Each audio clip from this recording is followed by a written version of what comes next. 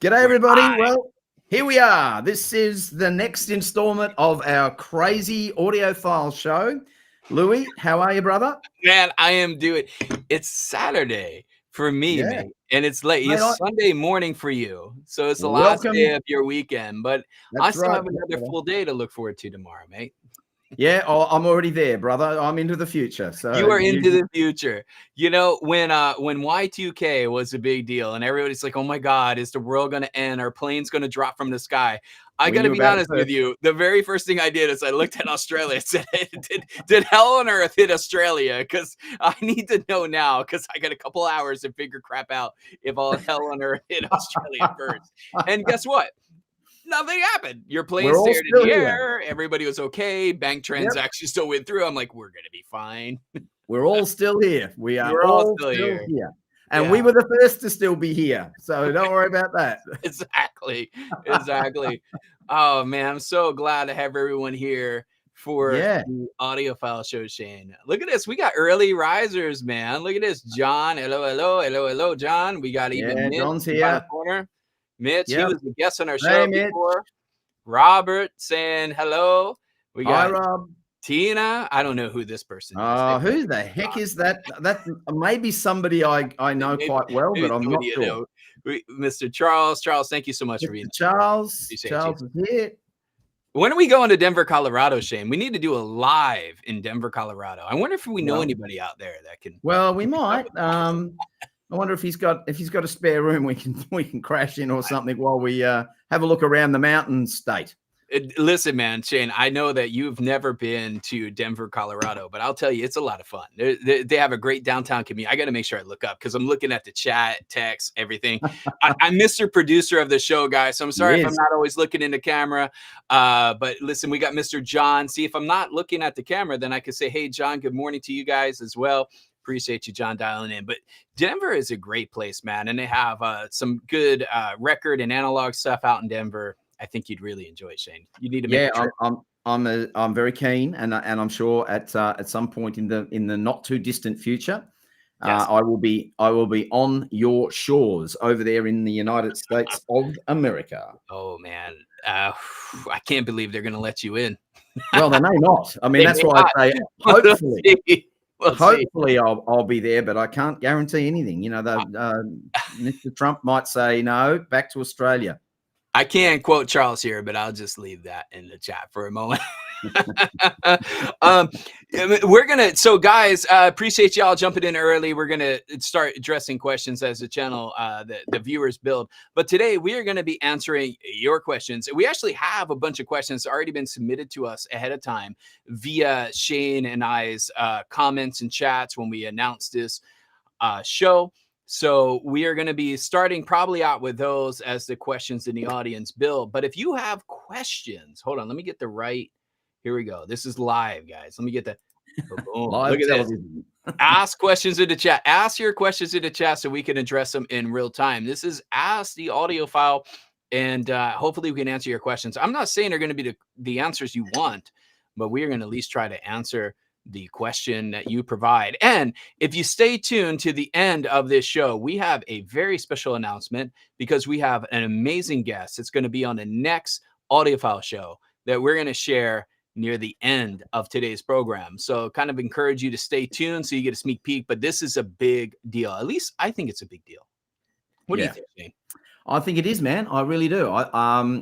We're this show is building momentum now, and we're finding that we are actually being contacted by people that want to appear on our show.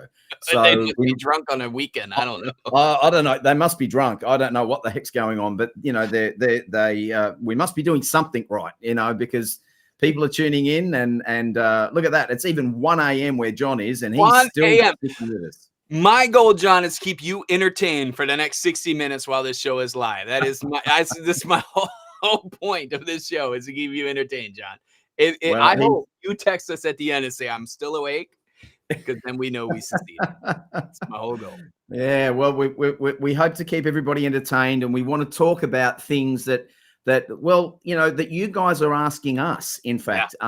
So that's what this is about. And we'll do these from time to time, Louie, when we build up questions, so that we can literally address them you know, right here on the channel, and the people that ask them can tune in and actually see us give you your answer. Well, maybe not the answer you want, as we said. The one thing about Louie and me is that we shoot from the hip. We tell it as it is. We're not paid by anybody. We don't have any affiliations. We just tell you what we find, and that's what we do.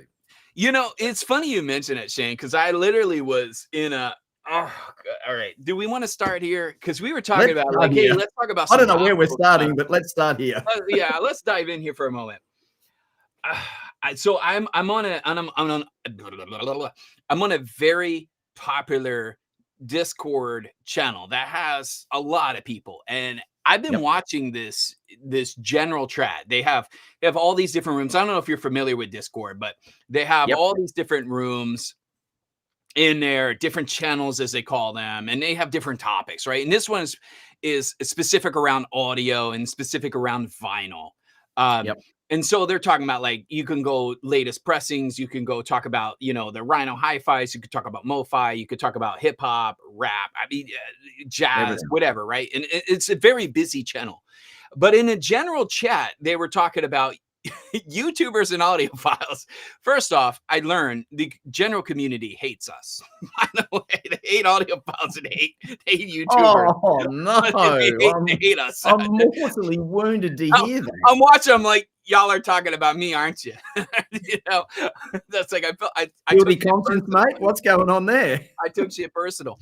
But I tell you what, though, one of the reasons why there's such a negative connotation to YouTubers is because when I was watching the comments, this is not me, guys. This is what people were talking about in this Discord channel with like I don't know. They're probably close to 1,000 people in there. Is that because all of them are trying to sell you shit? At the end of the day, that's what they're trying to do. They're trying to push, oh, I get free records, so let me tell you about the records that I just got for free and tell you about them. Oh, I get hardware. Oh, I sell this stuff. Or I represent this brand. Or I represent this cable. Or I represent this speaker. Or I represent this amp. I'm going to tell you how amazing it is. And that's funny enough. That's why most people just don't like these channels, is because they feel like they're sleazy salespeople, that they won't talk about any other product but what they sell. And I had a come to Jesus moment for myself. I'm like, first off, praise the Lord. I feel like you and I are pretty transparent on this stuff. You and I have actually we've actually got people who won't deal with us anymore because we reviewed their product negatively, and they're like, "F you, we're not dealing with you anymore." But I hope anyway. Can I say this quickly? I'll say this quickly while butting, because it's right in my head and I'll forget it otherwise. This is the issue that we have, guys. That for us to be transparent and for us to really tell you the truth about how we find things. Now, this is a subjective hobby, right? So everyone's going to hear things different. This ear to brain connection is different in all of us. But there are certain things that generally people that listen to music, that appreciate good hi-fi, appreciate in a system with its coherency, with its sense of realism. All of those things are things that are common threads amongst all of us. So there is similarities as much as there are differences, and it's great that we've got differences. But when we're talking about the things that we think we're pretty sure you guys are going to want to hear about, for us to tell the truth and like completely no holds barred tell you the truth, we're thinking in the back of our head, we're probably not getting anything else from this distributor. We're probably not, if we didn't like it, we're probably not getting anything else from the manufacturer, because we've always got this threat hanging over us to try and be good citizens on this YouTube sphere, to try and be good audio journalists. What we need to do, what we want to do, is bring you the facts and nothing but our version of the facts. And if it resonates with you, and over time it may well resonate with you, then you tend to go, all right, well, I'm going to believe what Louie says, or I'm going to believe what Shane says on that. And I'll never tell you to go out and buy anything. And I know Louie won't either. What we will tell you to do is go, well, we think this is something you should have a listen to. And that's the difference. Yeah. I'm not being paid by anybody to do this. I mean, mate, I put 35 odd hours a week in this, as well as everything else that I'm doing, for about look, total transparency here, for about $150 Australian, which is our funny money, about 150 Australian dollars a month. That's it. That's all this work. So if I work that out, it's something like about $2 an hour for the amount of, not even, probably even less than that. So look, we don't do this. We're not doing this because we're going to get rich anytime soon, because it isn't going to happen. We do this. Both Lou and I do this, and we're great mates. We've really become very, very close friends now over our collaboration and the time that we've spent together. And every Wednesday we are on the phone with each other, on WhatsApp, video chatting with each other, talking about content, what we're going to bring to you guys in this show, what we're going to do. We support each other's channels. That's what you do in a community. That's what we want to show you guys that we're serious about doing. But the money's not the motivation. The motivation for doing this is to hopefully help you guys so that you don't make some of the mistakes that Louie and I have made over the years, when we didn't have that YouTube like we all do now, to be able to look at these things and make some evaluations around what somebody who we trust is saying to us. Now, I'm not asking you to trust me, and I'm not asking you to trust Louie. I've got to do the reverse. But all this way. Yeah. All we can do is we can just get our, as we say in Australia, because we play cricket, is get the runs on the board. All we need to do is show you over time that what we're telling you is what we believe in, and that it's our own unbiased, honest opinion. And then it's up to you to either agree with us. If you resonate with us, then go out and have a listen to it. If you don't, well, that's cool too. We're all here to learn. Yeah, that's it, man. And I got to be honest, like, I don't blame the people who really peddle and push their products on YouTube, because quite frankly, a YouTube channel takes a lot of work.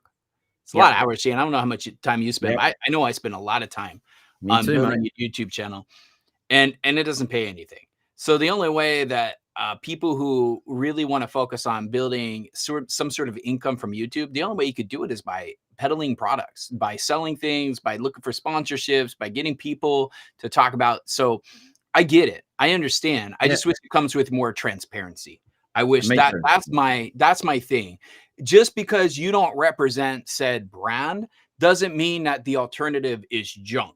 No. Just because you didn't get said album sent to you, or because your record store, because I'm a big vinyl guy, right? Just because your record store can't carry X record doesn't mean that the alternative is junk, right? Like, just be transparent. Like, hey, that's a great album, but this is the one I sell, and you could buy this, and it's a fraction of the cost. Okay, fine. It's not a one-step pressing for $150. You have a $30 pressing that you can sell. Great.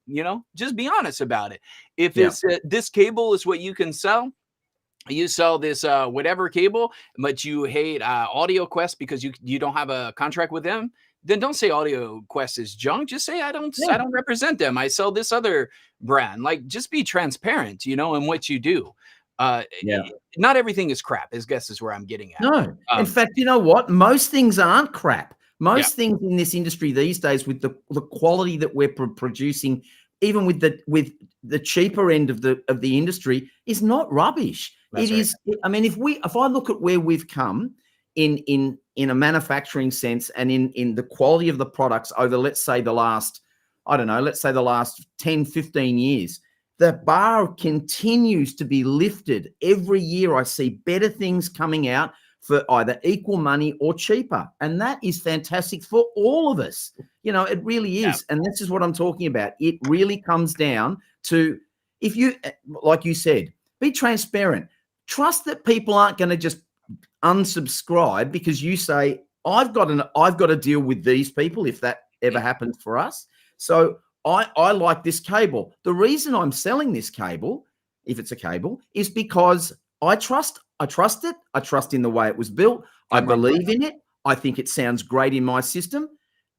And I'll leave it up to you to decide whether that's right for you or not. And if you say that, what's wrong with that? Yeah. And if I ever get to a stage in my life, Shane, where I'm representing products that I'm going to sell, I would only sell the stuff that I really believe in anyway. Of course. Which I think is what a lot of these people in the community do. So I'm not knocking that. It's just that they're not necessarily transparent The reason why all the other things suck is because they don't sell it, right? Like, absolutely, that's the I problem. don't mean to bang on about this, you know. No. But it's a good talking point. It's a good topic while we get things built up on the channel. Some questions. You want to start tackling some of the questions, Shane?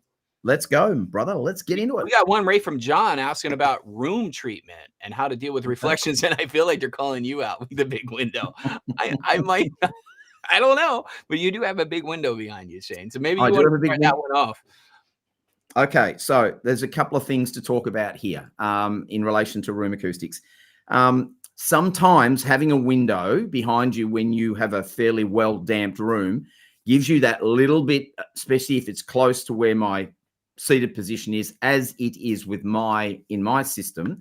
I've got two options. One, I've got a very heavy acoustic curtains that I can close, and when I'm ever doing any absolute critical listening about and reviewing products, I always close the curtains, and I have a fairly flat response in that room when the curtains are shut. Now, there is a difference when I open the curtains. I've measured it.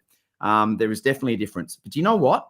Here's where the whole subjectivity of this hobby comes in. I actually like the window being open. Yeah, you mentioned Yep, I like the sound profile I get. It just gives me that little bit more sparkle at the top that I really enjoy. And because I'm so close to it, it's not a reflection that is outside of an area where I can perceive it. So I just enjoy what I'm hearing with those curtains open and that natural light coming in. But when I'm actually critically listening, I get my room as flat as I can get it so that I'm actually hearing right into what the piece of equipment's doing in my reference system. And that's another quick point to make too. A reference system is paramount. You have to be able to have something that you can rely on being 100%. So you know what that sounds like. Means is a baseline. That's right. You've got to have a baseline so that when you this is reviewer talk coming in here now. So that when you so Mitch will be listening to this, so that when you change something in your system, you can discern what that change is. That's you know what it is in your head. You know what you've done, but I don't. That doesn't stop with me. I throw that out the window. I need to hear what it's done so that I can then talk to my subscribers, our community here, about what I'm hearing that has changed, because that's the valuable stuff. It's all well and good to go, oh, well, it's got to be different because I changed something. No, it doesn't. It might not be, but a good system will tell you the truth. Yeah, and I've built my system around it telling me the truth. I mean, I can change a cable in my system, and my wife's got fantastic hearing. Oh, right? Cables don't matter, Shane. No, of course they don't. But yet, because they don't matter, my wife's in the kitchen and she'll walk past the listening room and go, "You've done something." And I go, "Yeah, I have. What do you think I've done?" And she goes, "I don't know." She doesn't know what it is, but she can hear something has changed. My system makes it easy to review. It really does. It tells me exactly what's changed, and she knows my system as well as I do. Yeah, so I also have a window in my room, right? But it's not behind me. Yours is behind you, behind your chair. Mine's actually in the front of the system. So it's a little bit different situation. I'm dealing with different acoustic challenges with it being behind. But I also have acoustic treatment, like the curtains are acoustic curtains, and it makes a huge difference when they're shut. Now, I personally like it shut more than I like it open. I can hear the difference. I don't like when they're open. I like when they're open during the day because it brings natural light into the room. That's how I feel getting. I want to say vitamin D, but you're really not getting vitamin D coming in here. But this room is dark. This is not only the acoustic curtains, but they're also blackout curtains. So when they're shut, there's no light that enters this room. But it does make a huge difference. So John's saying this is the same guy asked a question. He says he has big bay windows, and then he tried to glue foam, and the panels were black. Big mistake. He said actually heat cracked the windows. I gotta say I've seen people try to put like foam and dampening and stuff on their windows. In my opinion, and I don't know how you feel about this, Shane, because we never really talked about this between you and I, even though we both have windows. I feel like the acoustic curtains does enough of what I need to be done. I don't feel like I need to treat the windows any more than just having proper acoustic curtains. What's your thoughts on that? This is where it also gets into subjectivity around this hobby, because everybody's going to hear things differently. And look, we can go for a measured flat response in a room. Okay, we can go for that. But will that be what you like? Yeah, no, maybe not. Right? Right. It may not be. Right. Because when you think about live music in general, which is what a lot of people try to aspire to have in their rooms, is not there's reflections, there's other things going on in the room. If you think about a concert, you have slapback that comes back. If you think about a recording studio, same thing, right? Like, yeah, they're acoustically treated and everything, but there's some sort of if it wasn't there, you went and pick it up in the pressings in the audio chain, right? Sometimes there's a little bit of an echo, there's a little bit of a reverb in there. And if you kill that completely, sometimes I think what you miss is you lose the musicality of the music. You lose the emotion. You might get the detail, but I think you lose the emotion of what sounds real in the music, right? So I think not having the perfect room is actually in many cases better. I think I can get into I don't want to get into a whole analog thing, but Shane and we talked about this recently about why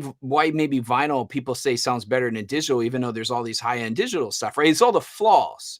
It's the mechanical vibration. It's the distortion. It's all the things, because we're used to hearing that stuff in real life. We're not used to the perfect, crisp, clean, sterile sound. So when we hear that, it seems unnatural. And if your room is designed and your system's designed to be 100% sterile, where everything's 100% crisp and clean, and there's no reverb or anything, it just seems weird. It just gives you for me, it just gives a different impression.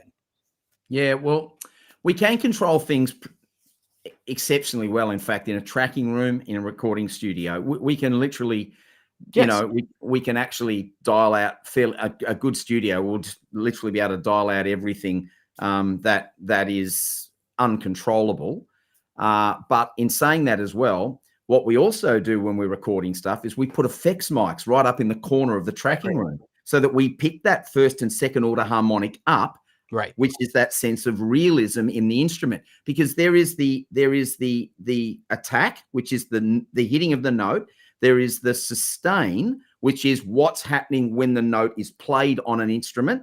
So the body of the instrument resonating, the sound coming out of the instrument. And then we have the decay. And the decay is usually the second and third order harmonic. They are the things that give that realism to music that we perceive, we know. Because when you listen to live music, and this is something else that's a massive bugbear for me, is we've got all these audiophiles out there, and hardly any of sorry, let me rephrase that. There are so many people out there that don't regularly go and listen to live unamplified music. Yeah. If you don't do that, where is your reference? Where's the baseline?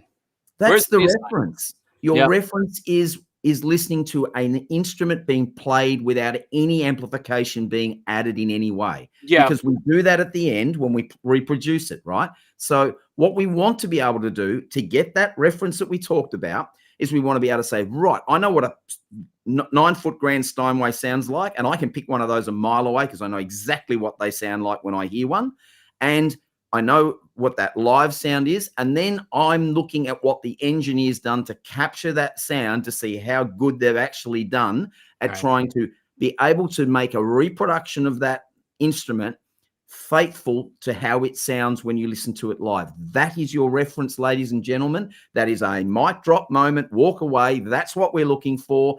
That's what, as far as I'm concerned anyway, that's what creates what we call a great audio system. That ability to be able to, and that doesn't just come down to the audio system, of course. It comes a lot of that comes down to the engineer, and the people that are literally creating this capture that we're playing back. Yeah. And I know we need to move on because other questions are building in the chat, but we just talk too much, you and me. Yeah, I want to add to that just slightly, right? So I think a good reference system also is something that has consistency over time, because when you're doing comparison, especially in music, it might be 2-3 years until a reissue or a repress or a remaster comes out. And now you're going to go compare something that maybe you're familiar with a long time ago, or maybe you recorded a long time ago and you want to go back and compare. And you know, I think it's important to make sure that there's some sort of consistency in the system and you document the changes that you're doing. So when you go back and listen to a new track or a remaster of a track, that you know that, oh, okay, this is not necessarily inherited in the music, or you're going to go play that music again. But what drives me crazy is the people who don't take the time to do that. They're like, oh, I reviewed this album 5 years ago and this is what I remember. Well, your system probably changed 5 years ago, or your room has probably And changed. your ability to remember something. Your ability, right? You're going changed. by your notes, what I get, right? Because you don't want to spend a 46 Yeah. minutes or 48 minutes to go listen to the track again. I understand it's a lot of work to go back to that, especially when you've already reviewed that album and you already listened to it. But the other thing too is like a lot of these folks, they use like tube equipment and stuff, which changes over time. Not using the whole reason I run solid state is to build a consistent reference system. What you and I talked about, right? Is that's the reason I actually like tubes. I like the sound of tubes, but they're not consistent over time. The sound changes, adapts. It depends what tubes you have. It depends what you're doing, right? So those things change over time. So you don't have really a consistent variable to go by, right? And you have other things that are rolling. influencing the things that sound. Yeah, But and I tube would rolling say- also changes your reference. I mean, Right. if you've got a tube-based amplifier, you're keen to tube roll. And the moment you do that, you change your reference. You change your reference, right? Exactly. So you're lost. So you know, going back to the heart of the question, I'm not terribly a fan, and there's several of them out there. In fact, I just heard one that has a massive channel say this recently in a live show. I'm not a terrible fan of people who say room acoustic doesn't matter. Room treatment doesn't matter. Don't treat your room. I'm not a fan of that at all. I think you need to treat your room. I think you need to address the issues in your room. I think get something like Rue or something to measure your room. Try to fix the room as best as you can. Spend some time with it. I think, to me, room treatment is like the second best upgrade you can give your system. The first best upgrade is isolation. Get your devices isolated. Get something that can decouple your equipment from whatever rack or stand or shelf, whatever you're using. That to me is the first thing, especially your speakers. If you decouple your speakers from the floor, that's the biggest upgrade you can give your system. I would recommend that, especially if you have a modest system. I recommend that before you replace any other device. And then room treatment, to me, is number two. I don't know how you feel about that, Shane, but that's the biggest advice I give to people when they're like, hey, what upgrade should I get? Well, first off, did you isolate your devices? No. Did you do room treatment? No. Well, do those things first, because you already invested a lot of money, a lot of good money into your equipment. And I don't feel like you're hearing it. You're probably not hearing the money that you invested. You got to do those things first. Well, so when I'm working with clients in relation to room setup, room acoustics, stuff like that, getting their rooms right, I'm going to differ from you slightly here, and that's cool. I'm going to say that once I know what's in the room, so I'll talk to a client about what gear have you got? Once I know what gear they've got, then I can start to understand where I need to focus first. So if there's no room treatment in the room, they've got mid-fi or even better, decent quality equipment, right, and they're not isolating anything, and they haven't thought too much about room setup, then I start putting things in order. Now, I bang on about this on my channel all the time, and my subscribers will know this, and soon Louie's will as well, because I keep on going on about it. The room is the body of the instrument to which we listen to everything that comes out of that system. Yeah, it's a component. Why does a Stradivarius sound like it does? Because of the timber that made the body of the instrument the way it sounds. Yeah. It's just a violin. It's like any other violin as far as the way it looks and its shape, but the maker wanted a specific sound. So what did the maker do? He arranged the timber that created the body of the instrument in such a way that it produced the sound that he wanted to hear. Yeah. And the same thing applies in a room. We are exciting that room with air pressure. If that room is going to have spurious vibrations and reflections and it's not going to deal with that, with the air in it being excited the way that it will when we're playing our audio is just not going to sound any good. So for me, once I know we've got a decent system in that room, then the very first thing I'm talking about getting right in there is system setup. Yeah, Getting that system set up correctly in the room is absolutely, the amount of people I helped at the Melbourne Hi-Fi show this year that were set up on the wrong wall. Yeah. And I would walk into a I room would and go, agree with you. nah, you got to, it needs to be this way. It needs to be that way.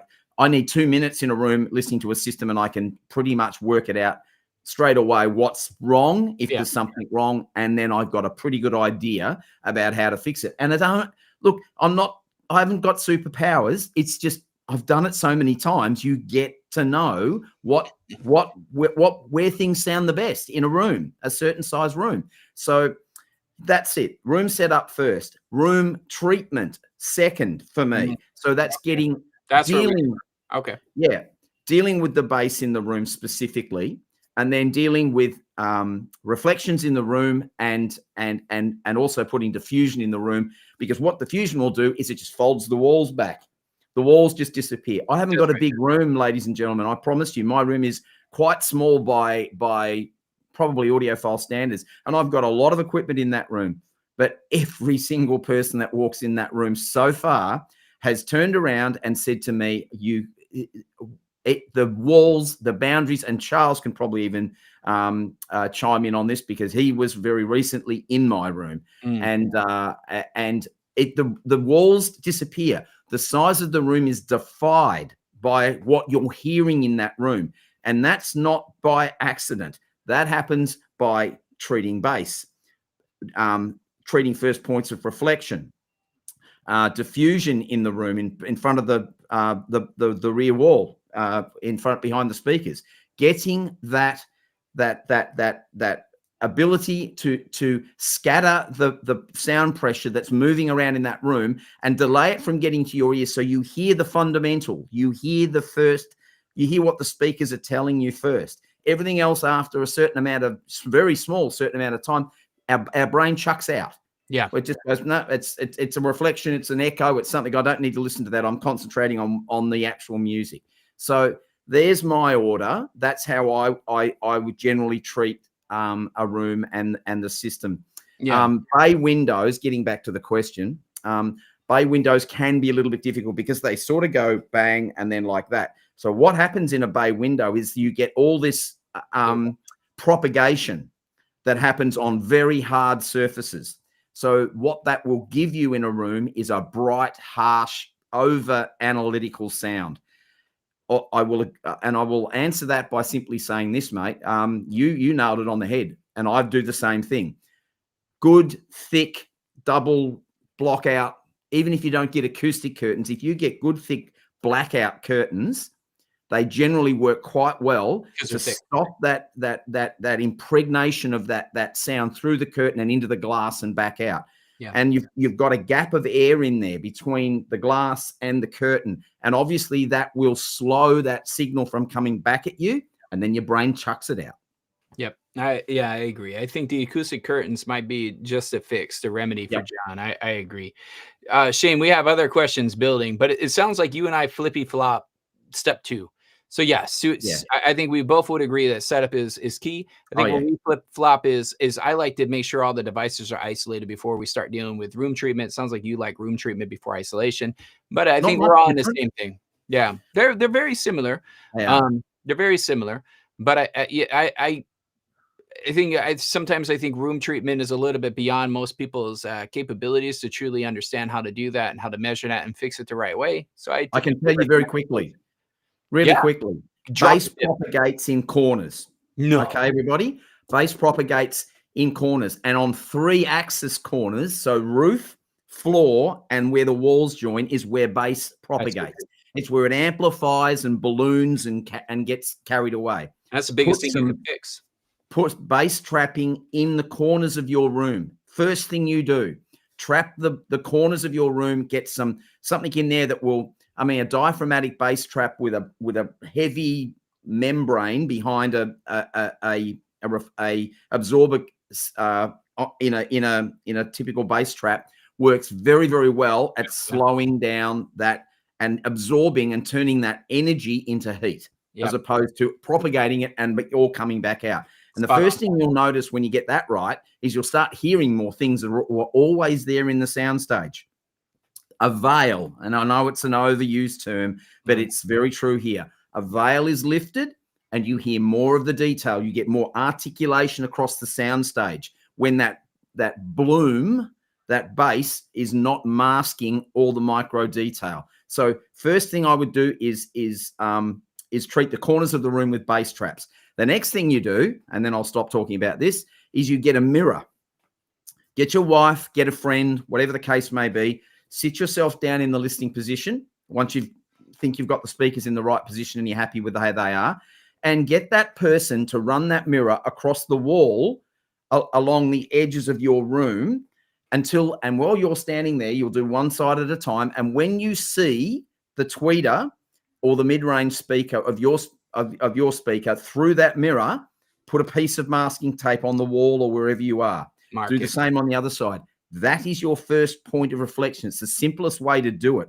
So what you do then is you put some absorption or some diffusion at that point, and that will slow those first points of reflection to get into your ears, and then your brain will throw it out. Yeah. So they're the first two absolute key factors. We go into a lot more detail when I work with clients about getting a room 100% right, but they are the two first points that really, really make the biggest difference in your room. And that's it. Yeah, Shane, thank you for giving some tips on that. And we've done, I think, 2 different videos already on room acoustics. One, we had the folks over at Stack Audio join us. We also had Norman from AV Room Service come on. So if y'all really want to learn more about room acoustics, go back and check out those earlier episodes because we dive deep into the subject of room treatment. So great. With 36 minutes, one question. We're doing fantastic on the timing, Shane. we have a whole bunch of questions that built up in the chat. Plus, we had to. I promise I'll be quicker. Who pinged us ahead of time and said, "Hey, can you answer this one?" But here was the second question that came in. It was about amps, speaker switches. It can accommodate more than 2 amps. This guy's got 7 vintage integrated receivers and amps, and have a couple of 2 amp 2 speaker switchers, which is limiting. Man, this is a solid question here. I'm gonna kick this over to you, Shane. This one's a little bit beyond. You might do that. Okay, hang on. Let me just the equipment master. You know, need to understand that question again. Hang on. Recommended. It to me straight away. This sounds like there's just too much in the signal path. Now, there's a lot going on there. Yeah, there seems like there's a heck of a lot going on there. Accommodate more than 2 amps. A couple 2 speakers. Yeah, 7 vintage integrated receivers. What are you doing with 7 amps in your system? That's the question of the day. I mean, look, and we want to take these questions really seriously, and we are, of course, we are. But understand what they're trying to accomplish. Yeah, and I agree, mate. To me, there's far too much in the signal path there, and you're not going to be able to. Well, anything can become a reference when you get used to it, but if you change anything in that system, you are not going to know what worked with what. The synergy is going to be all over the place with a system like that. Now, I know there are people out there that maybe have a 3 or a 4-way speaker system, and they will individually amp each speaker. Now, that's fine. That's fine. But it doesn't seem like that's what Hectori is trying to do. It seems like he's looking for different signal paths.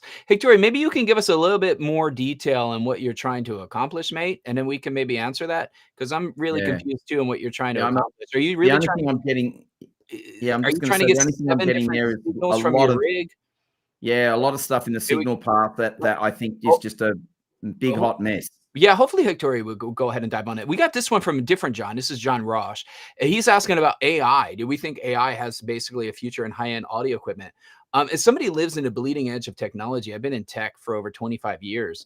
I think we haven't even started to think about AI in music today. And I mean that wholeheartedly, because when I see AI, especially like agentic AI and quantum AI and all those things that are happening in the enterprise world for data and statistics and everything else. And y'all are probably familiar with things like Perplexity and ChatGPT, et cetera.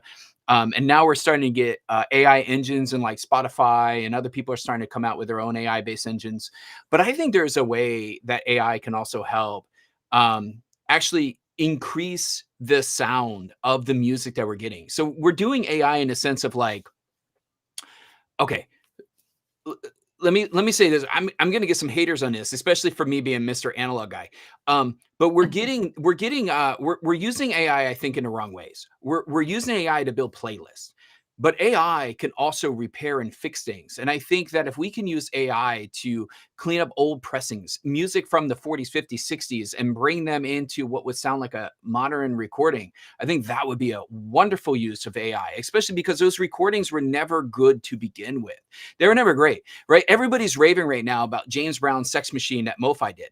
This shit is distorted as hell because funk music didn't care about sound quality. They cared Yeah. about energy. So when even you listen at record on MoFi, it's distorted as hell. James Brown is constantly clipping his microphone. Is there a way that we can use AI to come up with a pressing on this that actually sounds great, to be able to go beyond the data that was clipped and complete that signal chain, so we can even though it's artificial, but we can hear James Brown in his entirety? I would love to hear these recordings that have been recorded clip or not so great. What's it? Carol, what's her face? With Tapestry. Carol King. Yep. Tapestry is Yeah. another record that was never recorded right. And I think if we used AI to clean it up, it'd be fantastic. I mean, think about this. And you might say, oh, now you're talking about digitizing, master recordings, blah, blah, blah. Shit, that's what they did with the Beatles reissue, right? Now and then, they used AI to complete and make that song sound something like that was recorded today. What I'm saying is these iconic albums, these treasure albums, if we can use AI to repair sort of the damaged audio that's on the original master tape, I think it would be great. Whether that's eventually released to high res audio or it's released pressed, digital to analog and pressed to a record, I don't really care. I would just love to hear some of these classic albums as they actually were if you were there live. And I hate that sometimes recording or recording choices during that live session or in the studio took away from being able to really capture that moment because of budgets, because of bad mastering decisions, because of whatever. I think AI can bring a whole new wealth. What I'm not a fan of is AI creating music. What I'm not a fan of is AI being the band that you're listening to, being creating, producing, coming out with new albums. That I'm not a fan of. And what I'm really worried about is people using AI to basically have a band and then maybe singing over that or whatever, or us getting harder and harder to determine what is a real band versus what is an AI generated band. That's the stuff that I'm concerned about because I want to listen to real music, right? I want to hear real bands, real artists. I want to hear real inspiration. I don't want somebody who's a keyboard warrior saying, hey, give me a country folk song that sounds a little bit bluesy, that resembles Chris Stapleton with a little bit of Joni Mitchell, blah, blah, blah, blah. And I'll put this song and it's going to do the singing and music. That's not what I want. But what I would love to do is say, okay, here's some great records, live shows, etc., that were recorded that weren't really recorded well. Can we use AI to make them sound better? And I think we can. We just haven't really got there yet. We're not using AI, except for the Beatles songs. The Beatles song is the only one I know that we've done that with so far. Maybe I'm wrong. I'd love for people to comment below if there's been other songs that we use AI to clean up, but that's the only one I know of so far. Yeah, I'm a bit of a purist in that regard. I hear what you're saying, and I absolutely totally agree with you on AI creating music. That is not what music was and should be, and I hope will never be. But I fear it will be. Is what music does to a human being's emotions comes from the human experience. Yes. So it is an artist who's singing about a period in their life, a thought, a something that's come into their head. And why we resonate with that is because we're just like them in so many ways. We're 73% water. We're all got DNA. We're all squishy, and we cut ourselves like I did yesterday, and all of that stuff. All of that stuff is part of the human experience. That's right. It's part of the thing that makes us all the same. And so what music does is I can talk for me here, is that I play music that makes me cry when I hear something that sparks an emotion in me. It reminds me of a time, and music is amazing at taking you back in time. It reminds you of a time and a place in your life where you were.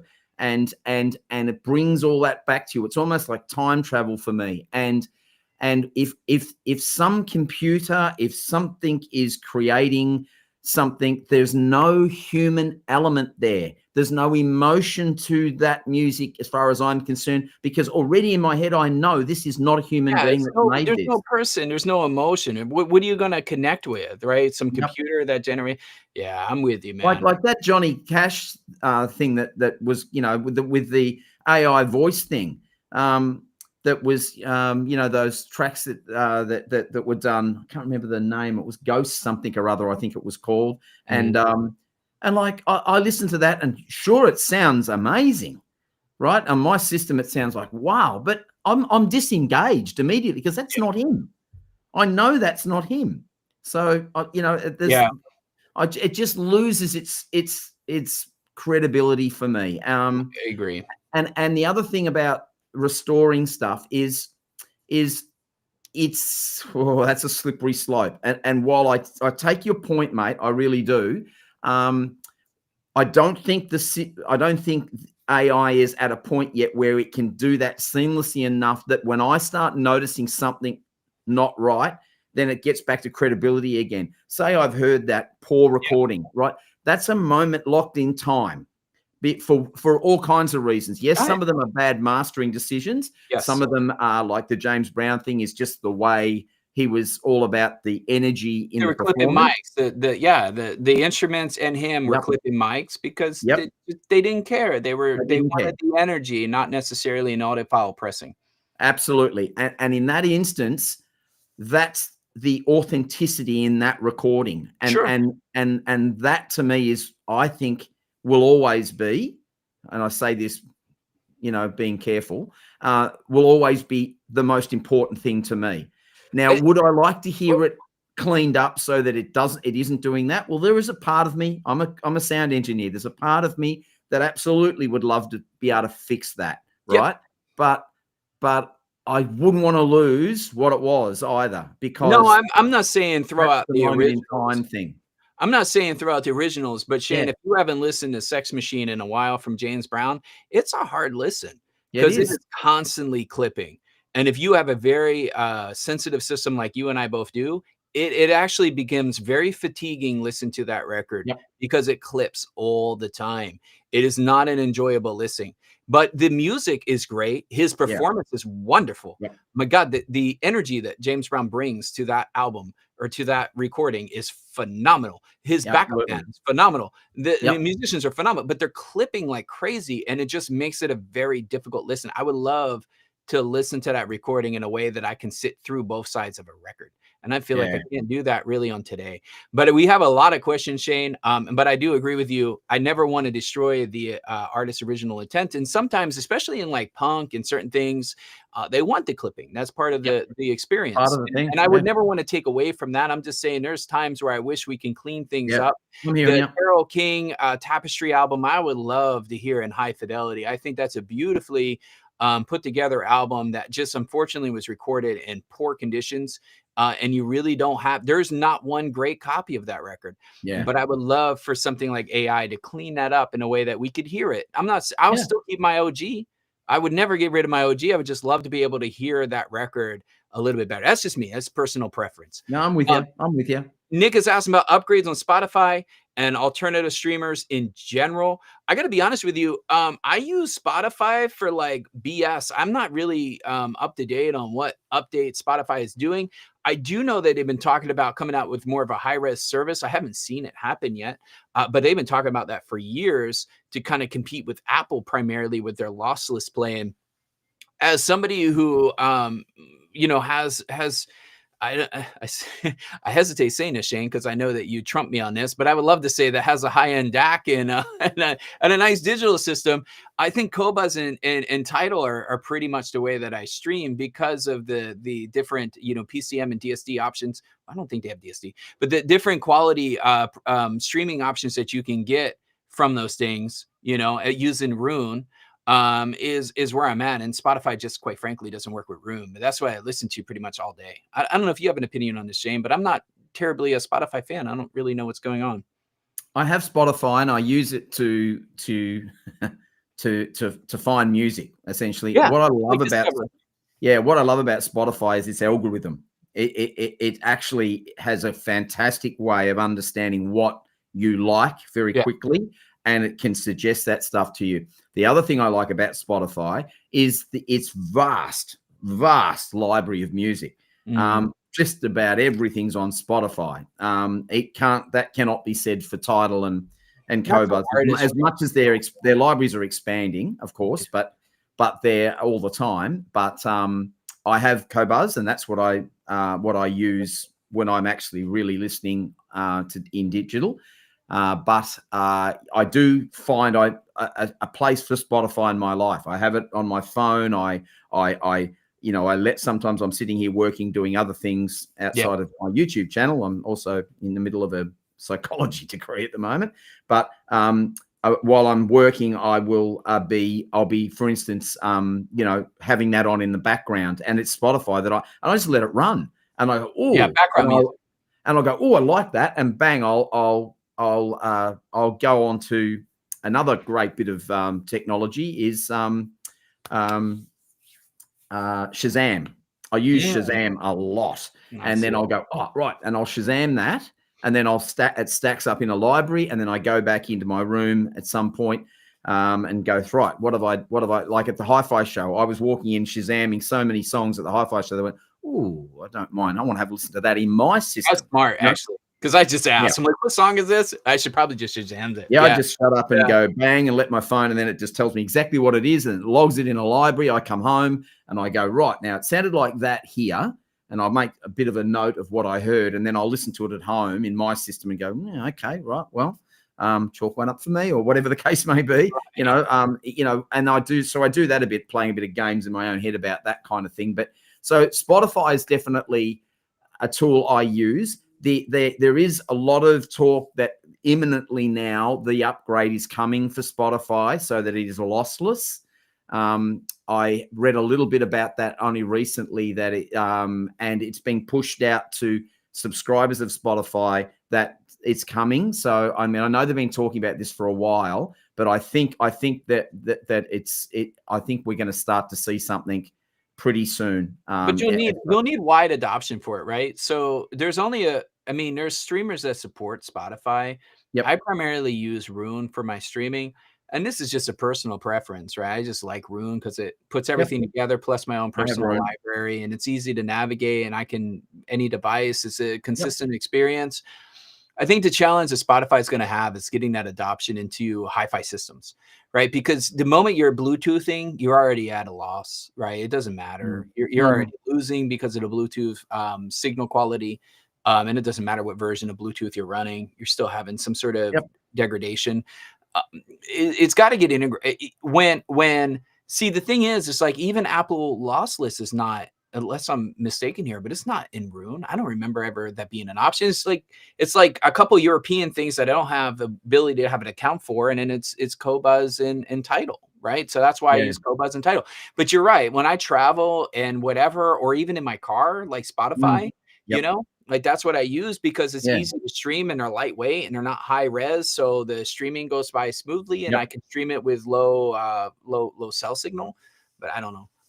And it gives you an understanding. You can still hear what you can hear. And honestly, look, I've got a Lumen U1X1 streamer that does support Rune, that does support Spotify, and I can play Spotify through that. And I'll tell you, on a good system, I think John Darko makes a good point about this too, where Johnny says that that how much do we really need high-end, like high quality streaming, when what's happening on Spotify on a good system is pretty close. And do you know what? I agree with him. I think I put that Lumen back in my system, and I play that through my system, and I go, yes, I know it is. I can hear more, and I can hear more openness. I can hear more depth, more detail in a lossless stream for sure. Yeah. And this will be a controversial thing, because everybody go, well, it's not lossless, and it's lossy, and it can't be as good. Well, I'm not saying it's as good, but I'm saying that it's not as bad as a lot of people say it is.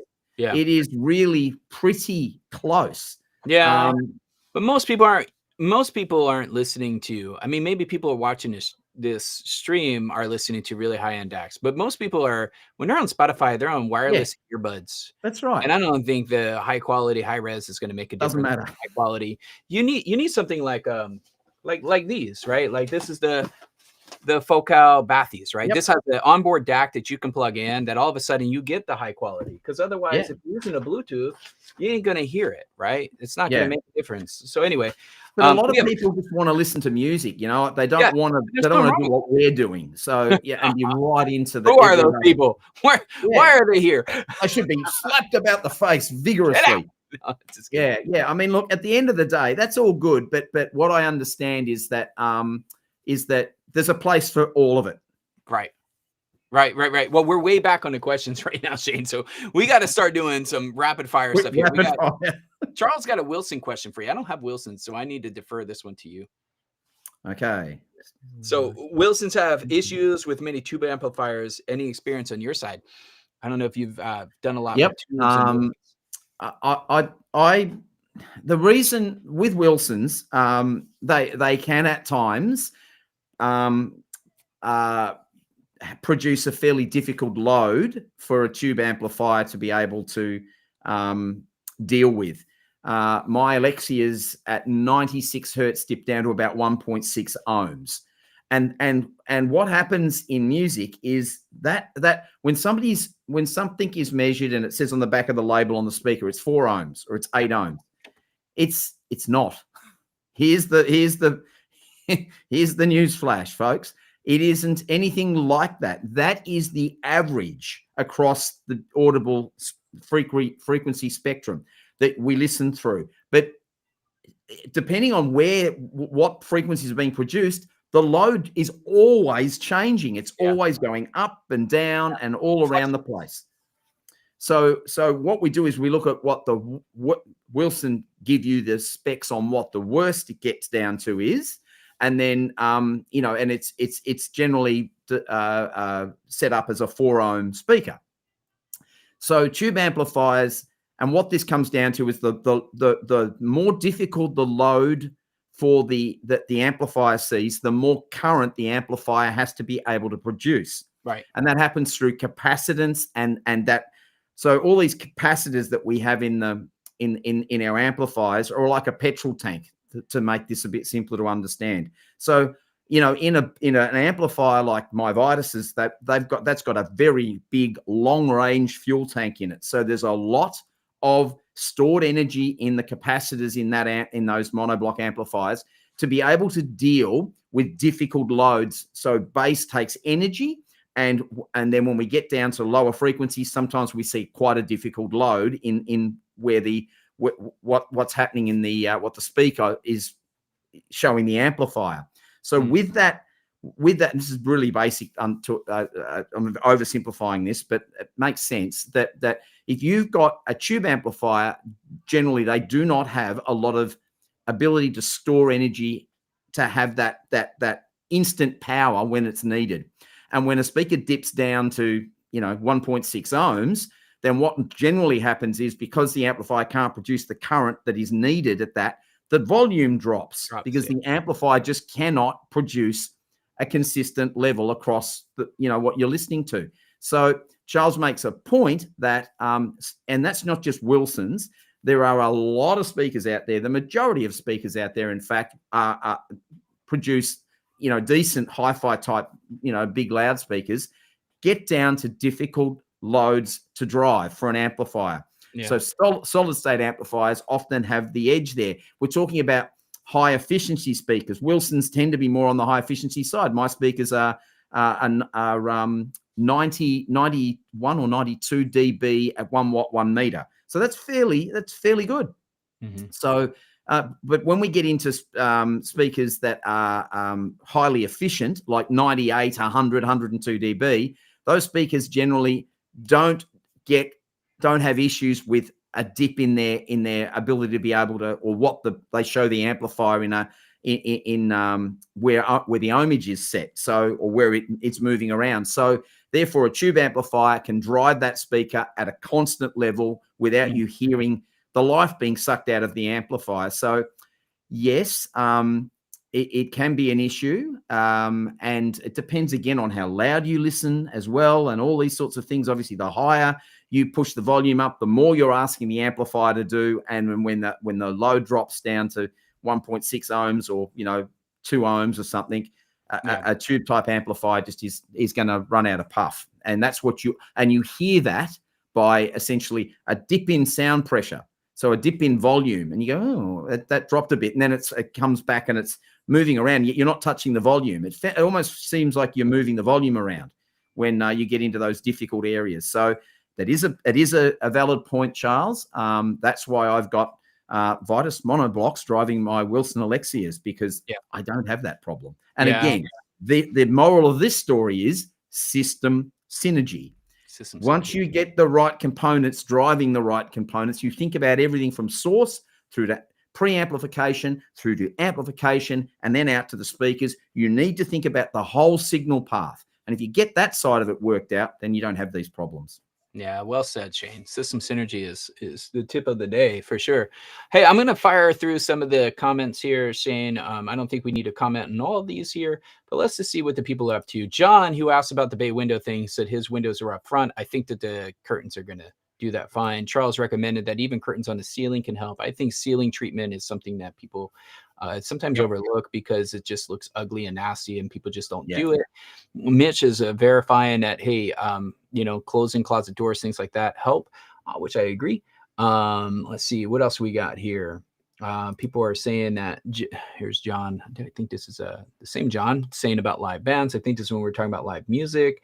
We have Hattori mentioned about artists attend from studio mix. He doesn't like when this is like the artist mix, which is fine. I'm looking to see if we have a question in here. We have people playing music. Charles mentions a good thing here about hand clap. I do got to say this is an important way to test a room. To see what you're listening for is the echo. Slap echo. Yeah. That's the echo. What should we be listening for, Shane? What tells you when there's a good room that's acoustically treated when you clap your hand? Well, I'll tell you, if I could unplug my microphone and my thing, I would walk this laptop up into my room. Do you know what? No, I don't think I can do it. Well, I was going to say, I have an acoustically treated room. Trying. Yeah. So where I am at the moment is down in the back of my house, and what you can't see that way is huge windows. The whole 6 meter length of this room is windows. So this room still isn't too bad. It's not too bad, but I can hear the. I've got a Rode microphone here that I'm using to hear your reflections. Hear me, but if we were the great experiment. Oh, gee, I wish I could do this. You know what? This is live television. Let's see what happens here. I'm going to unplug the power here, but I'm going to grab my microphone. Oh my God, here we go. And I am going to walk you guys up. Oh no, we're taking the tour. This is a tour through Shane's house.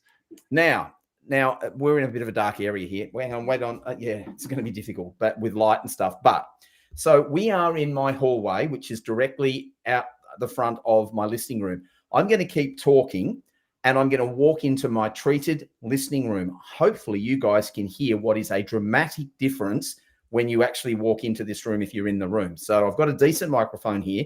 So I'll keep talking, and I will walk into this room. Are you going to sing for us, mate? And I am in this room now. Now, I'm not sure if you guys heard the difference there.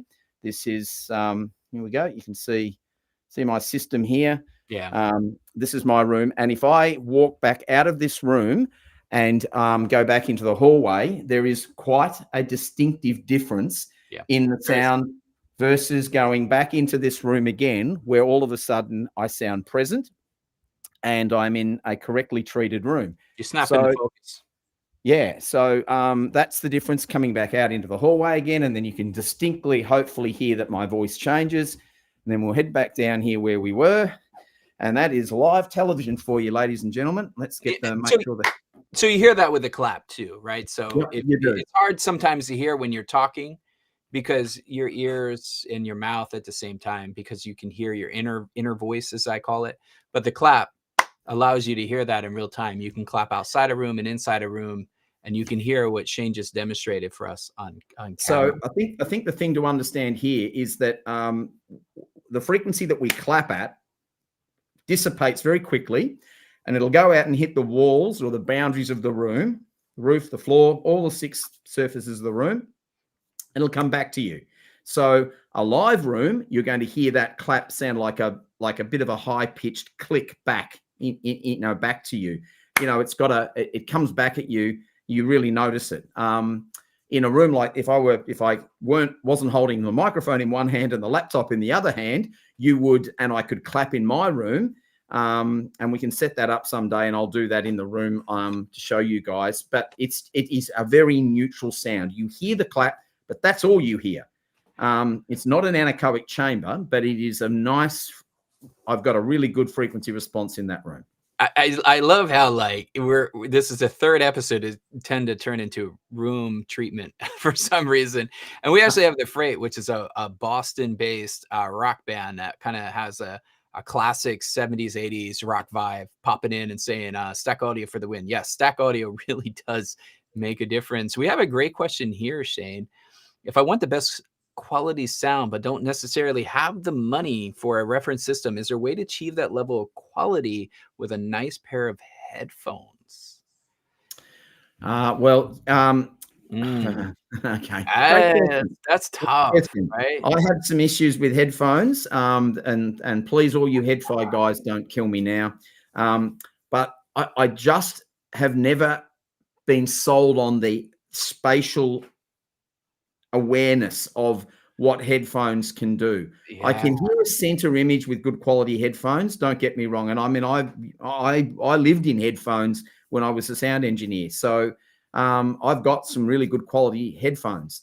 Yep. But do you know what? I've got really good quality Stax headphones. I've got really good Stax headphones, and I've got Focals. I've got a lot of really nice headphones, Sennheisers. I've got some really good headphones. Yeah. But I have Sennheisers. Don't listen to them unless I'm editing. If I'm editing something and I really need to listen into something, or I don't want to disturb my wife, then of course I will put the headphones on. I've also got in-ear headphones. I've got all kinds of things. But I just don't get the layering. I don't get the spatial cues, the envelopment that my system gives me. And I've tried the best of the best headphones, and they still don't come close to what I can get in my room with the space between me and the point where the sound's coming from. I would concur with that, Shane. I think sorry, don't kill me. The other challenge with headphones, and I know there's some technology that's not as often used, but it is available. I'm not going to say what I'm about to complain about isn't available, but I will say it's not widely adopted. So I'm going to complain about it.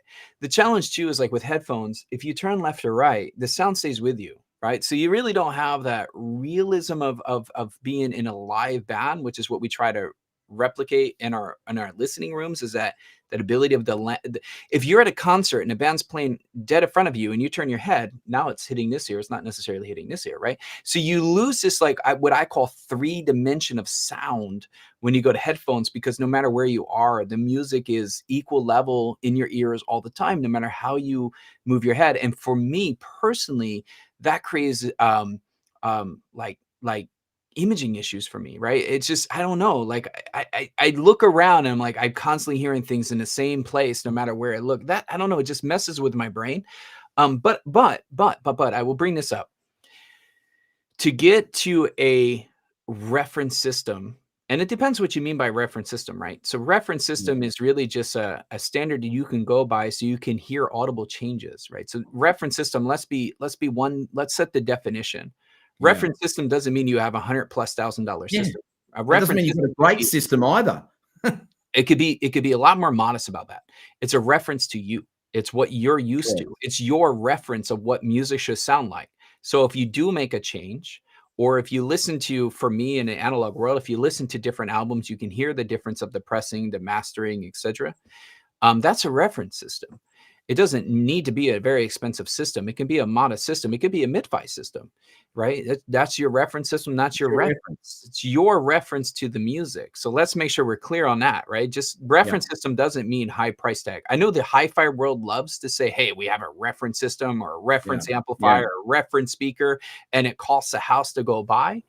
But headphones can get you a great audible experience. I think what you would want to look for on a headphone is one that has a DAC, especially if you're connecting it to, like, if most of the way you're streaming music is through your phone or something like that, get a headphone that has a built-in DAC that you're going to connect via cord and not use Bluetooth.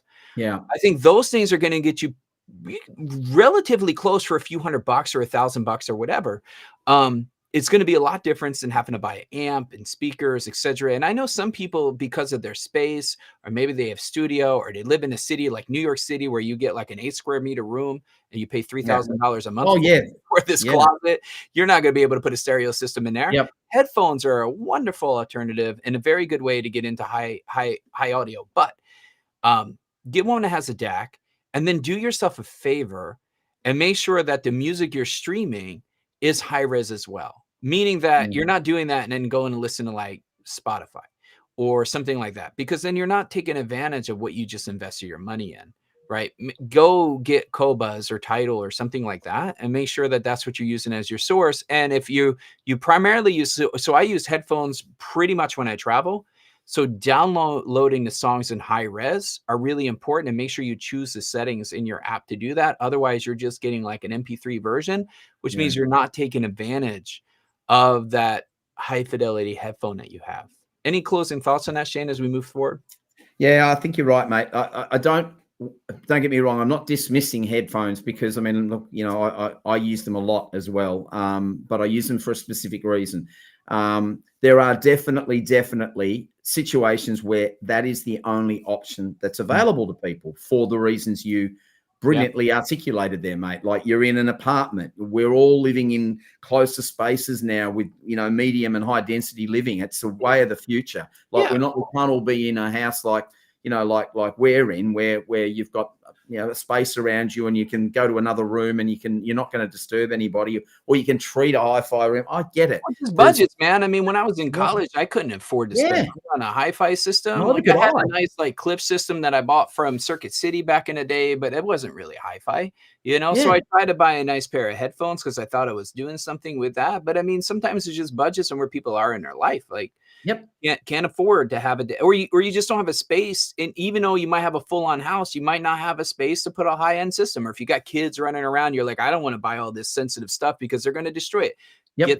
Totally get it. Everybody's situation is a little bit different. And headphones are a brilliant choice on that. It's just make sure you're getting headphones that aren't marketing headphones. Do some listening tests. Figure out what works. What I would recommend, if you're building a hi-fi setup, get yourself a dedicated amplifier for your headphones. Don't get an integrated one. Get a dedicated one made for headphones. Make sure your headphones are directly compatible with that amp that you're getting, because if it's not, you're not going to get the best experience. Just put some thought into what you're buying. I think that stuff kind of makes a difference.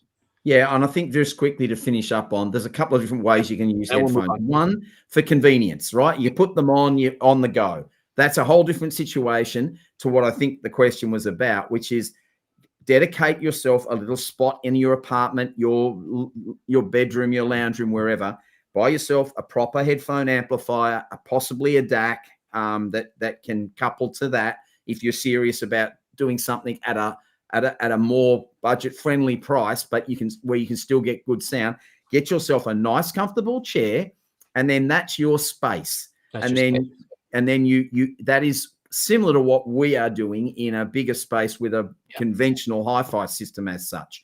But you're just doing it in a head-fi situation, and that's totally acceptable. And there's plenty of great gear out there these days, amazing gear that is really well priced, that can get you very, very close to that quality reproduction. But some of the things that in that question, and you get the truth from us here on this show, is that we just don't feel I just lose that sense of realism in the space with headphones. Like Lou was saying, you turn your head, nothing changes.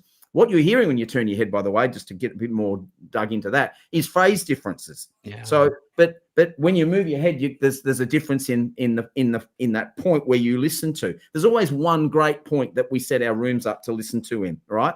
But when you move your head, what you're hearing is differences in phase. So, but what our brain perceives that as is space. We see that as distance. That's what I'm saying. Yeah. And that's that realism that is lost in headphones for me. Yeah, but that's what I was trying to articulate. Yeah, that's what I was trying to. Yeah, that sense of space is what I was trying to articulate. That I kind of lose when I have headphones. But I got to tell you, I mean, I'm happy with the Bathies. I'm not. They're okay. They're better than some of the other ones I've had, but I don't think they're brilliant. They're not going to replace my stereo. No. You know, but when I travel on a plane. When I'm traveling on a plane, they sound great. And I got to tell you, when I download a 4K movie that has nice sound in it and I use the DAC, the movie sounds wonderful. So no complaints there. Mitch says he took our advice. He started to do some isolation. It's made a huge difference. Great, Mitch. I know that you're getting ready to review. So Mitch has a channel. He's also been featured on the Audiophile Show. He's got a little bit a growing channel. But he just got some great things in his room that he's going to be leaving a review for. But he texted me earlier and said that it was all inspired by our last video, Shane. So he's reached out and got some equipment since that. We got a comment that AI is still in its infant stage. I agree. I think this is even true in the real world. It's not about even just an audio. As somebody who lives in emerging technologies, we are still in the very beginning of what AI is actually going to do. And I'm still waiting for Skynet and Terminator, man. So we'll see what happens with that. I'll be back. Let's see here. I'm just skimming through. I would love to put every comment on here, but obviously there is a lot built up here, guys. Well, we love you all for that too. So thank you so much for all participating in this, because this is why we're doing this. Yes. This is why Louie's giving up his Saturday night in the States, and I'm up early on a Sunday morning after a decent night last night, because just by the way, my sporting team won and is off to the grand final next weekend. So go the Geelong Cats. They will granny. There you go. There you go. I have had far too much to drink, ladies and gentlemen. Well, it's late here, mate, and you know, you were texting me. You're like, "Hey, you're 10 minutes late to the pre-show," and I'm drinking water. You think this is coffee in this Macintosh?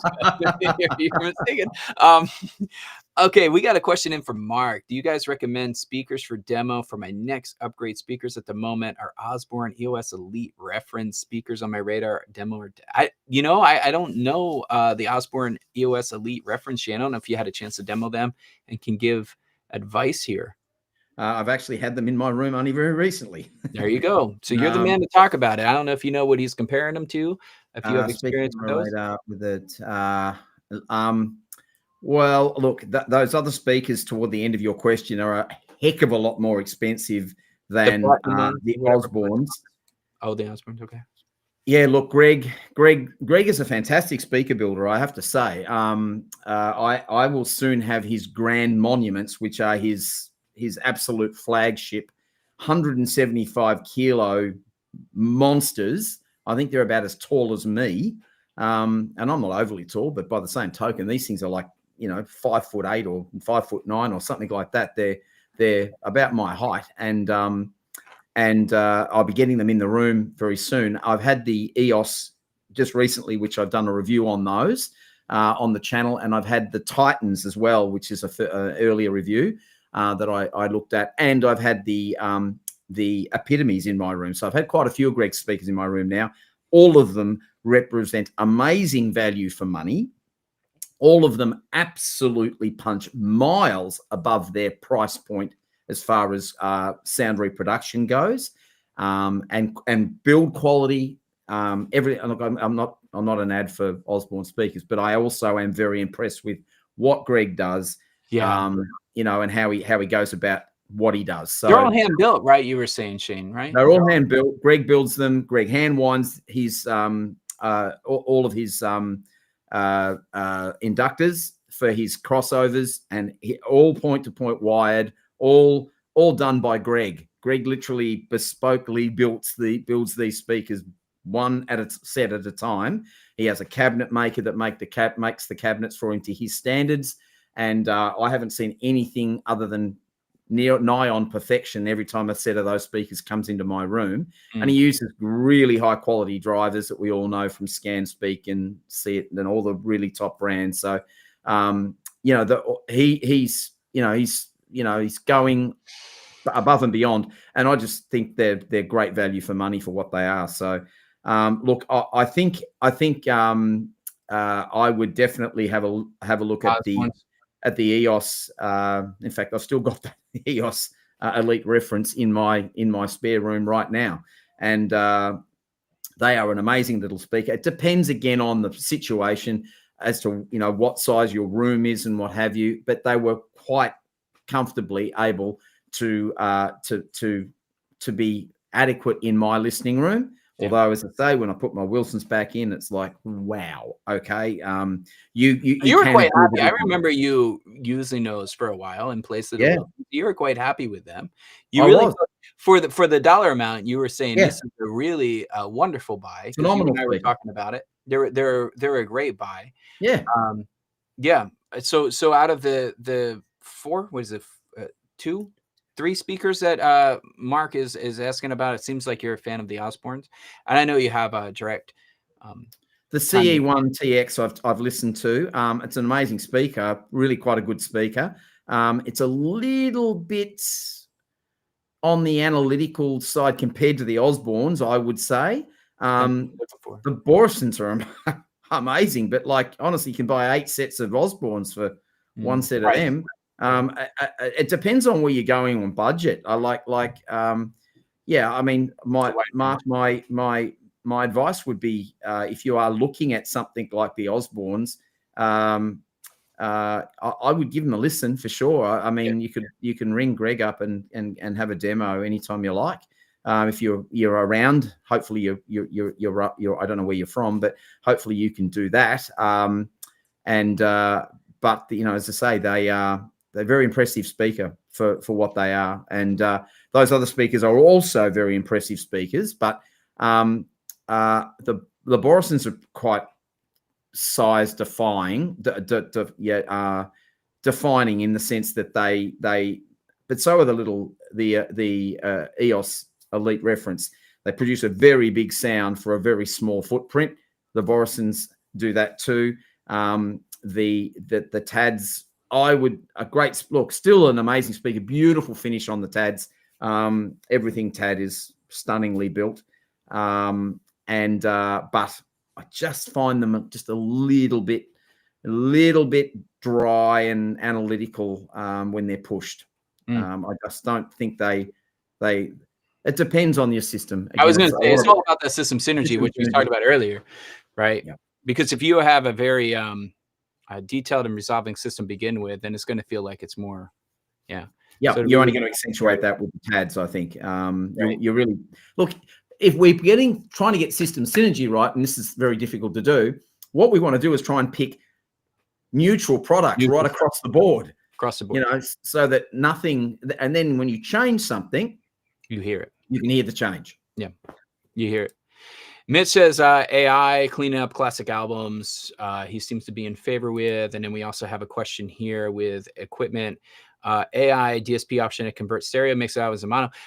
Listen, I have a whole, we're going back into AI again. I have a whole thing that I think AI would be really cool for, and it's going to piss a lot of analog people off. And keep in mind, I love analog, right? I'm a record guy. Look behind me. He's a record if you're not familiar with me, if you never see my channel and you're here because of Shane, look behind me. I have a massive record collection.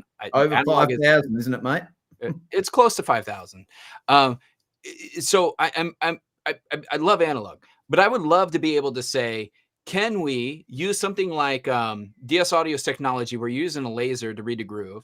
Take that and interpolate it into a box that can analyze those grooves in real time, be able to understand the music that's being played, be able to offer real-time correction into that music, to clean everything up, and to be able to spit it back. And can we do that with actually not even having a needle hitting the groove by even just a laser reading of it, that AI is interpolating what the groove modulations are to be able to shoot that back to give you a full spectrum audio and never damage the groove. Imagine being able to play a record some way or some fashion, not scanning a record, never damaging a groove, never you never have record degradation, and using technology to be able to.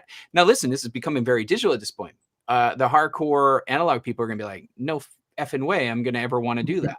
But I wonder if the art of that is possible and what that would be like, right? Of being able to imagine being able to analyze the record groove and being able to give you virtually almost everything that digital gives you as being a wider spectrum and just being able to provide a larger range. Like, imagine giving you all the benefits of digital, but from an analog recording that's being done in real time. I don't know. I just think that we haven't even begun to scratch the surface of what we can do with AI technology. Yeah, I think about those things all the time, but I don't begin to know how the hell to put that together. If Says the computer whiz. Yeah, I'm not a programmer, mate. I still have other problems. I mean, we got a lot of comments around this. We're talking about streamers and DACs. We're talking about older pressings here. Seems like that was a hot topic. Steve Wilson just did a remastering of Deep Purple. That sounds really good. I haven't heard it. Let's see here. Let me see if we got a question here. Can you tie Shazam into Tidal or Cobus? I don't know if you can. You use Shazam. I don't know if you can tie it in. Oh, that's a good question. I don't. I'm not sure. I mean, yeah, that's a really good question. I've never done it that way. I sort of do it the old-fashioned way. Once I've got a title and artist, then I go into Rune and dig it up that way. So I'm doing it the old-fashioned way, the analog way. The analog way. The analog way. The analog way with digital. Hattori mentions about Pussifer. I just did a whole thing about Pussifer, so he's getting on that. High-res streaming, do we think we're going to replace vinyl? I don't think so. I don't think high-res streaming is going to ever replace vinyl, because I think the folks that enjoy vinyl, like myself, is going to continue to spin vinyl. And there's what I love about records is there's so many different ways to upgrade your experience on the same record. So I can change turntables, I can change tone arms, I can change cartridges, I can go through recalibration of set things, I can change my phono preamp, and I can hear a different experience in each one of those changes on the same record. And I think that is, if somebody really loves analog and you love getting the most out of their collection, those tweaks just put you on this area of exploring your own collection, your own music. Because anytime, like anytime I get a new cart, or anytime, like I just got a new tone arm, man. I can't really talk about it yet because I haven't released it yet, but it's a very rare tone arm design. It's very, very exclusive design from a notable tone arm company that made one kind of for me and somebody else. But they just sent one to me. And the first thing I'm going to do is go pull out records I know, because I know they're going to sound different. Right. And I love that fact of it. Now, could you say, well, yeah, but you can get that same experience flipping DACs. But I think there comes a point where you get to a near end game DAC where those changes are not as drastic as changing a cart, changing a phono pre, changing your tone arm. Like Shane, I'd be honest with you, have one of the best DACs in the market, man. I don't know where you go from where you're at. Actually, funny you say that. I've reached out to a company. Shoot. And you don't even know about this. You don't even know about this. This is happening live. This might also be one of our little chats, but we've got the whole rest of everybody else listening in as well. I reached out to a company. I'm not going to say who they are at this point. And I requested a review sample of their latest DAC. And we'll see if it compares. Right. So I don't want to give it all away, but what I will say is that this shouldn't give it away. They do not have distributorship in this country yet.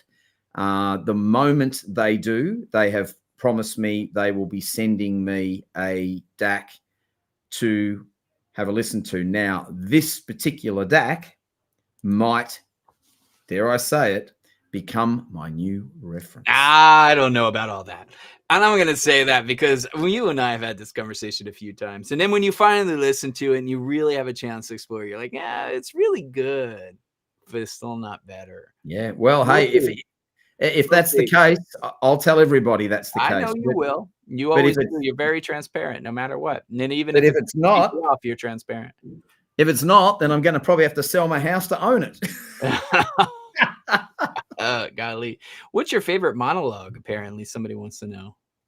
What's my favorite monologue? Oh. I don't know. It just goes from here to here and out there. I don't, and in fact, even when I do my videos, I don't script anything. I just, what's in my heart and in my head comes out of my mouth. That's how I know how to be authentic. It's not preparing words to get it all perfect, and often it isn't, but it's just honesty personified. Yeah. That's all I know how to be.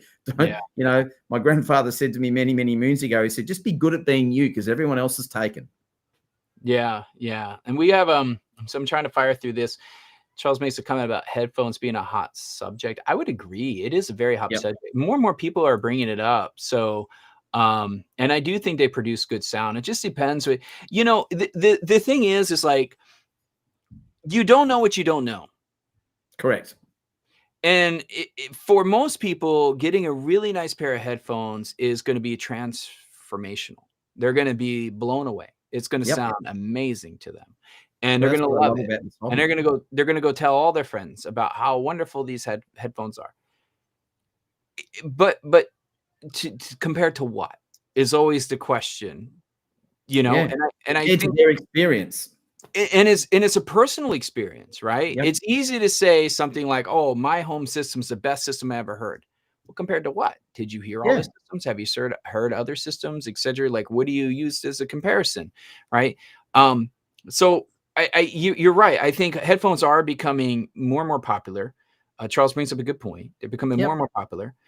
More and more people are looking for them. And I think one of the reasons that people are getting pushed into headphones today is because the cost of hi-fi, it's at least here in the States, if I can say, has continued to increase. Components that were, 10 grand are now 13, 14, 15. So you're almost dealing with a 50% price increase. And I'm just using 10 grand as an entry point. If you're getting a $20,000 Vitus amp, that's now 25, 26, almost 30 grand. If you're buying a $15,000 pair of speakers 2 years ago, those speakers are almost 20 grand or 18, 19. Because of the cost of importing them and everything else now has gone way up. I'm not trying to make this political. I don't care. But I'm saying the cost of hi-fi has gone up. And that has made things like headphones become more and more of a conversational piece because people want a great audio experience without having to pay a surcharge that it takes to get equipment in. And I respect that. And that's 100% a real thing that we didn't talk about. Another variable in the headphone game that we didn't talk about earlier. Yeah, and there's no doubt about it. And cost effectiveness in this hobby, when you start moving into the middle and the high end of it, you need deep pockets. What's happening in America at the moment, and again, not getting political, but just with what's going on with tariffs and what have you, it's making everything into the States a lot more expensive than the general increase in price, with inflation that happens, as we go through the years. I mean, tariffs alone, like I ordered something and I had to pay 150% tariff. I had to pay that. The company didn't pay that. I paid that. So I paid for the device twice because 100, and then I had to pay it again a half time. So it was 2.5 times the cost of the regular price to get a hi-fi component in here because of tariff costs. And that's just, there's not a lot of people that are willing to do that, we do get alternatives. Yeah. So, I mean, and who's going to end up paying for that in the end of the day is consumers. Companies can't pay for that. They can't absorb those costs. And that's why the prices are going up. So more and more people are interested in headphones because,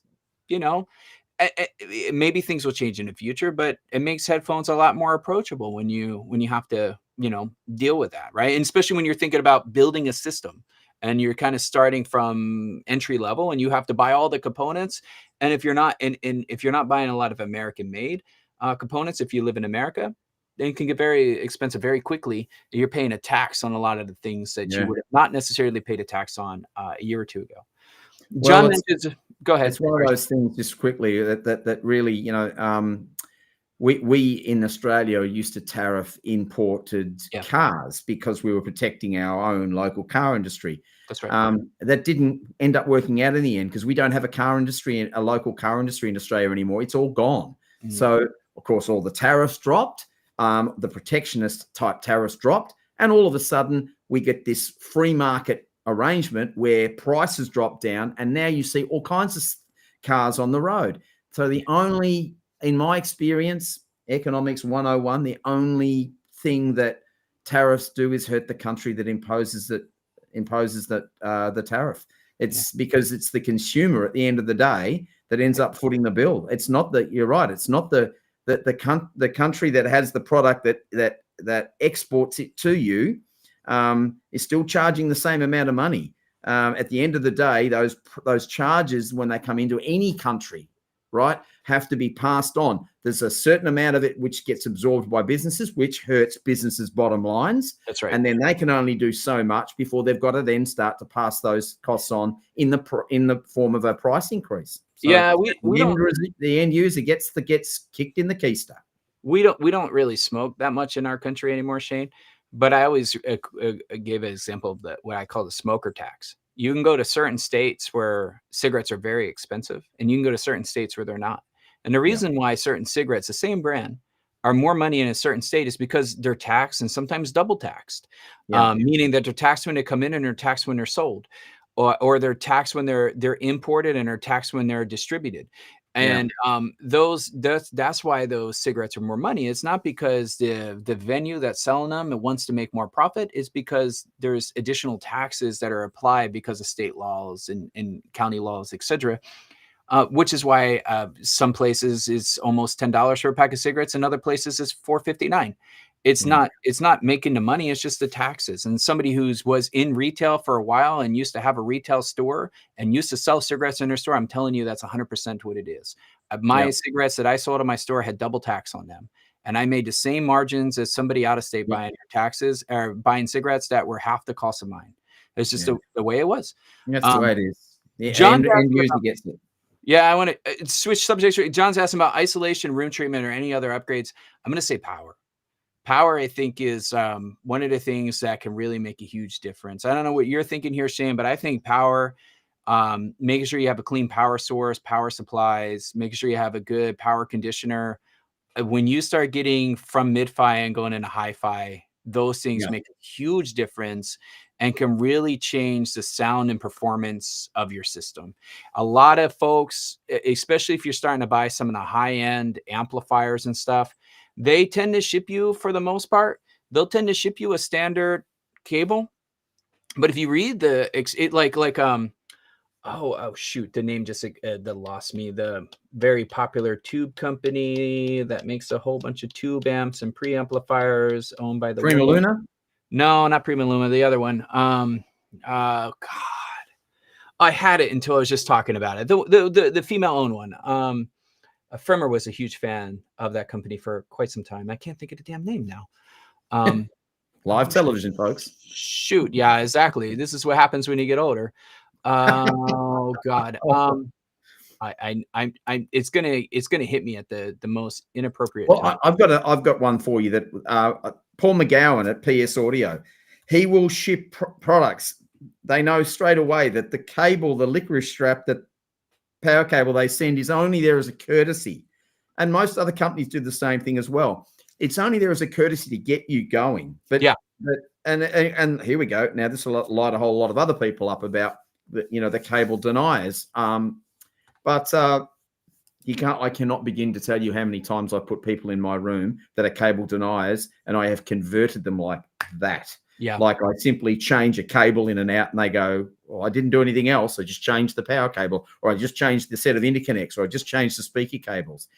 A lot of it is the system's ability to resolve that for a number one, and your ability to be able to resolve that. Because sometimes you can say to people, can you hear that? They can't hear it. And if they can't hear it, then great. Use the the 50-cent licorice strap molded power cable. Use lamp cord. All power to you, and lucky you, because unfortunately I can hear all those differences, and it drives me bonkers. I wish cables didn't matter. Yeah, but same. I'm here to tell you, folks. Expensive. Yeah, yeah, it's a bloody expensive part of the hobby that is another layer on top of it all. I wish they didn't matter. God, I wish they didn't matter, but they do, folks.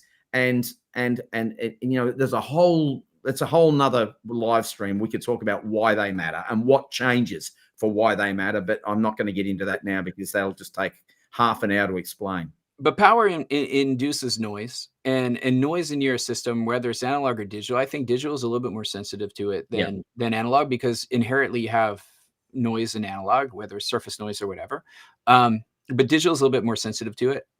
A lot of that comes from power. You clean up the power, and that stuff goes away. And that's why all those filters and everything else make a difference. And Manly was a company, Manly Laboratory. Oh yeah, Manly. I was thinking of.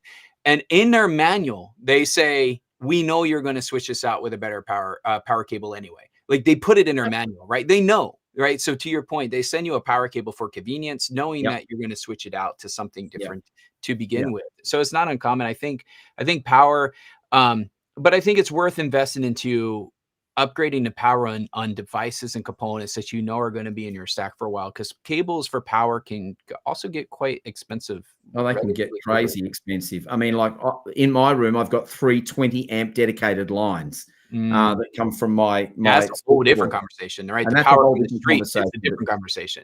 Power delivery. And the outlet is a different conversation, right? Yeah. I mean, all of those things for me have all been things I've looked at and worked on. So I've got 2 dedicated lines with single receptacles on the end of them for my 2 monoblock amplifiers. That's all that goes in there. There's 1 power point, 1 plug goes in for each monoblock. And I've got a 3rd one, which powers my Plexar 3000 power conditioner, which is a balanced power conditioner. So what that does, and all my other components are plugged into that. So 3 separate lines doing that, all with high quality RCDs in the board. I've gone, that's another level again, but that's how much power makes a difference. And if you don't think I didn't hear how much better my amplifiers sounded the very moment I switched them on after I put those lines in the room, the Sparky friend of mine was still in the system, and he's not an audiophile, and he just went, shit. He heard it immediately, and so did I. And it was a very big difference. So that's what happens when you get the noisiness that is a fridge, that is a microwave. All these things pollute the power that goes into our system. We're talking about a very sensitive product here, reproducing very low voltages. So if you don't get the power right, then you're going to interrupt what that component is capable of doing. That's right. Now, talking about power supplies on the digital side, stay tuned, folks. A little plug for me. I've got something coming up pretty soon, which, well, let's just say is already blowing my mind. And you know about that, mate. I know you teasing me about it. Yeah. even your so wife that's coming, which is so that's coming as well soon on the channel. And I know Louie's got heaps of stuff that he's looking at the moment as well. So yeah, if you bolt yourselves into these 2 channels, and then you get our little combined show once a fortnight or thereabouts, then we hope to cover everything you might want to know about. So that's a little self-plug for you, me, and our show, mate. I'll shut up. Yeah. And we got another question from Wes asking about 4 ohms, and does it mean that the speakers run at 4 ohms all the time, or that they dip? Actually, it doesn't mean that they run all the time. 4 ohm nominal means that sort of the impedance averages around 4 ohms, but in practice, it can sort of rise well above or even dip below the figure, and it really depends on your frequency. Yeah. So it always does. Yeah. When someone says 4 ohms, it's an average.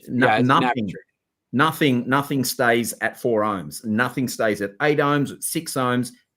Music is variable. The load that the amplifier sees from the speaker is variable. Yeah. Yeah. Hattori mentions about AI and doing spatial imaging.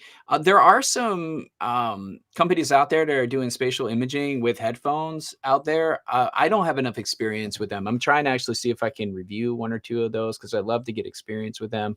So I can't really comment on how well they are, but I have read reviews of certain companies that say that there's sort of a digital engine that can interpolate this idea of like you turn your head and the music shifts with you and everything. I don't have direct experience to really comment. I don't like commenting on things I don't have experience with. And I can't either because I don't either. Yeah, I know they exist though. I do So, too. and I don't think it's AI. I think it's more like a DSP thing. Yeah, it is. I've heard good commentary more than bad commentary about what, you know, some of the feedback that I've been getting from people that do know a little bit more about it have said they think it's, you know, it might be perceived as being good because it's different. Yeah. And I did pose that question to them and they thought about it for a minute and went, yeah, maybe you're right. Just because it's a different way of skinning a cat. But, you know, well, I guess time will tell. Yeah, John's still on for 2.5. We've been on for almost 2 hours, Shane, and we never answered the questions that the our viewers submitted to us. But John's still on, so yeah, John in the UK, 2:30 in the morning. Shane mentions it. I'm sorry, Charles mentions a great thing here about choosing headphones. Do some blind testing, see which ones you look good.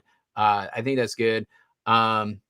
We got a comment here from Mark saying DS Audio doesn't read records. Yeah, I agree. I'm saying that I think the next evolution of what DS Audio has done is to be able to do that, is to be able to read the records with labels. So I do agree with you, Mark, and 100%. I'm sorry if I said something that was confusing. Yes, they do not read with a laser. But what I'm saying is I think that the evolution of what DS Audio has done is eventually, if we can get to a laser type readers or laser based stylus, would be very interesting, and then have AI kind of figure out what those readings are to interpolate the music and send it back to us. The next step. It's the next step. Yeah. We have Sugar Cube. Yeah, the Sugar Cubes are wonderful devices, especially if you listen to older records or records VG Plus or under. It can make the experience well. It can increase it. If you're not familiar with a Sugar Cube, I have one. A Sugar Cube goes in your analog chain. It's typically after your preamplifier before you get into your phono preamplifier before you get into your preamplifier and or integrated amp. And what it does is it actually provides real-time noise removal. Depending on what unit you have, a lot of them do pop and click removal. And if you get into higher end ones, they can also do surface noise reduction. So if you have a noisy record in general, it can reduce the sound. There's a very, very, very slight audible difference of having that enabled or not. If you read most reviews, and there is a, I don't know, 100, 200 page thread on Steve Hoffman forums about the Sugar Cube. And you're going to see that majority of the folks on there say there's really no audible difference when it's in place and when it's not in place. And I will agree. I think that you do hear a little bit of an audible difference, but it's not enough to say that it takes away from the experience. It's almost like removing those pops and clicks on an older record is a lot more enjoyable than that 1% audible degradation you get by having it in play. So it just makes sense to use it if you don't want to hear the pops and clicks. Now, some people love the pops and clicks. That's why they listen to analog. It just enhances that experience for them. If that's the case, that's not for you. But Sugar Cubes are wonderful devices from a little company, independent company based in the Bay Area in California. So great call out there. I'm just going to skip through. I'm just looking for questions. There's a lot of great comments here. We have tons of great comments here. Maybe Shane, you said there was one that recently came in from one of your viewers that they wanted you to address. Maybe we can address that while I skim for them. So Dan, one of my subscribers, who unlike some other stayers amongst us all here who are still up in Europe or UK at this time of the morning, Dan sent me a question and said wanted to talk about what is advisable, what we should do between the speakers, and as far as what the best method was to increase soundstage and what have you. Well, in the center of the front wall behind the speakers, you should be using diffusion And you should also be using bass trapping in the corners, in those corners, as I spoke about earlier. But predominantly you're using, and every room will be different. So look, I've got to get into these rooms and hear them to know what the best way to go about this is. But I'm talking in general terms, I would be using diffusion between the speakers.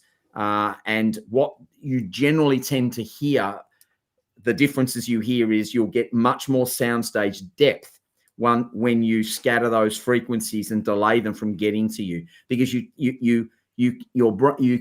our brains are very sensitive at being able to decipher depth perception in how quickly we hear something from a fundamental to an echo and when we hear an echo, well, our brain immediately knows it's further away from us. It's the old situation when we were running around, as cave people with, clubs in our hands, and we were trying to kill something to eat. Well, when we were walking through and this goes right back to right back to when we were, beginning, when we got up off all fours and started walking around. And it's where when we hear a twig snap in the where we were, we're very quick at being able to look and point out exactly where that happened. We've got great ability at being able to pick direction up. And with direction, we're also very good at being able to pick how far away from us through sound that possible threat could be. So what we want to do in the audio realm is we want to scatter those first reflections or absorb them by slowing them down and diffusing them. Then they come back to our brain at a point where we've decided sympathetically. It's not something that we do. It's like our eyes blinking, our heart beating. We can control when we blink our eyes to a certain point, but our heart beating and things like that, it just happens. It's part of our electrical system in our body that keeps us alive. Well, this is what also happens when we hear that reflection, and it comes to us after a certain amount of time after the fundamental, we throw it away. We don't even think about it anymore. We just perceive it as an echo, because what we're doing is concentrating on what's happening directly in front of us, because that's what we're concentrating on. Yeah. So being able to delay those reflections and those frequencies from getting to our ear at a certain amount of time after the fundamental note means our sympathetic hearing system throws it away as an echo, and we don't focus on it. So that's that area that you would focus on predominantly in most cases, and I stress this, in most cases with diffusion.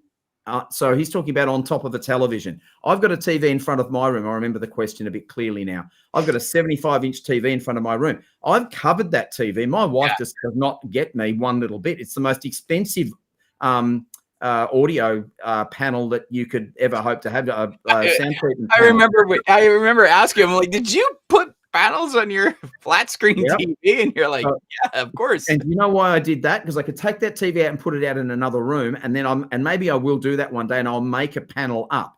But that panel is probably about at least a foot, so 12 inches or 40 centimeters away from the front wall. So there's a step there. And what I've done is I put an acoustic blanket over the television, a very heavy acoustic blanket, and then I have pinned to that blanket acoustic treatment in diffusion. So what I got when I did that was phenomenal. Immediately, I got all this depth, and I'll sit in there and you'll hear something, and it sounds like it's coming from the room, right?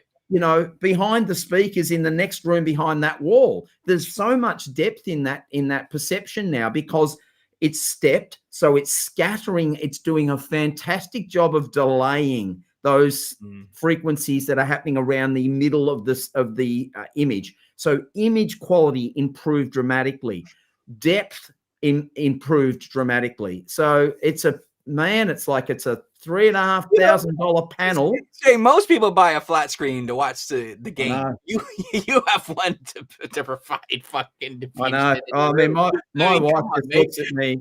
My wife looks at me and goes, "You're bonkers. You seriously are mad."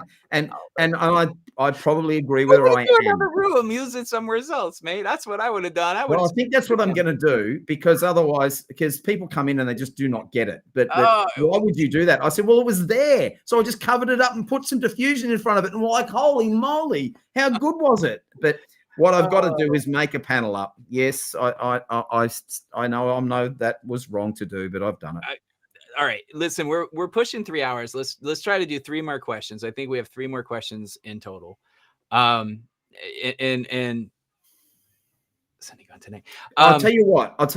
I'll address a couple that are on my list very quickly. How's that sound? Like you want to do a rapid fire, let's do it. All right. Now I commentary. Because I know you had some mates send you some questions, Shane, and I'll just subscribe. And I know I had some, but a lot of mine were analog based. And for those that asked questions to me that were analog based, Shane and I just said that there was a lot of great analog questions. We're going to probably do a follow up. Yep. And do an analog based one. I think that would be really good. And maybe we can get some other folks in the analog world to come join us. But there was a lot of good analog questions that came in.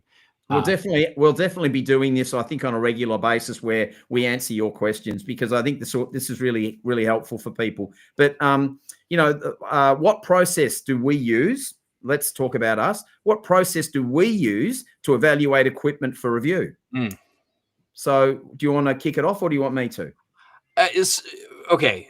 So a lot of times when I'm reviewing records, right? So I always start with what I figure is a reference recording, something that I know intimately. I know all the details, etc., of that particular pressing. So when I play it on new equipment, if it's a new amp, a preamplifier, a new cartridge, a new turntable, whatever, I know what I'm used to hearing, and I'm looking for things that are different.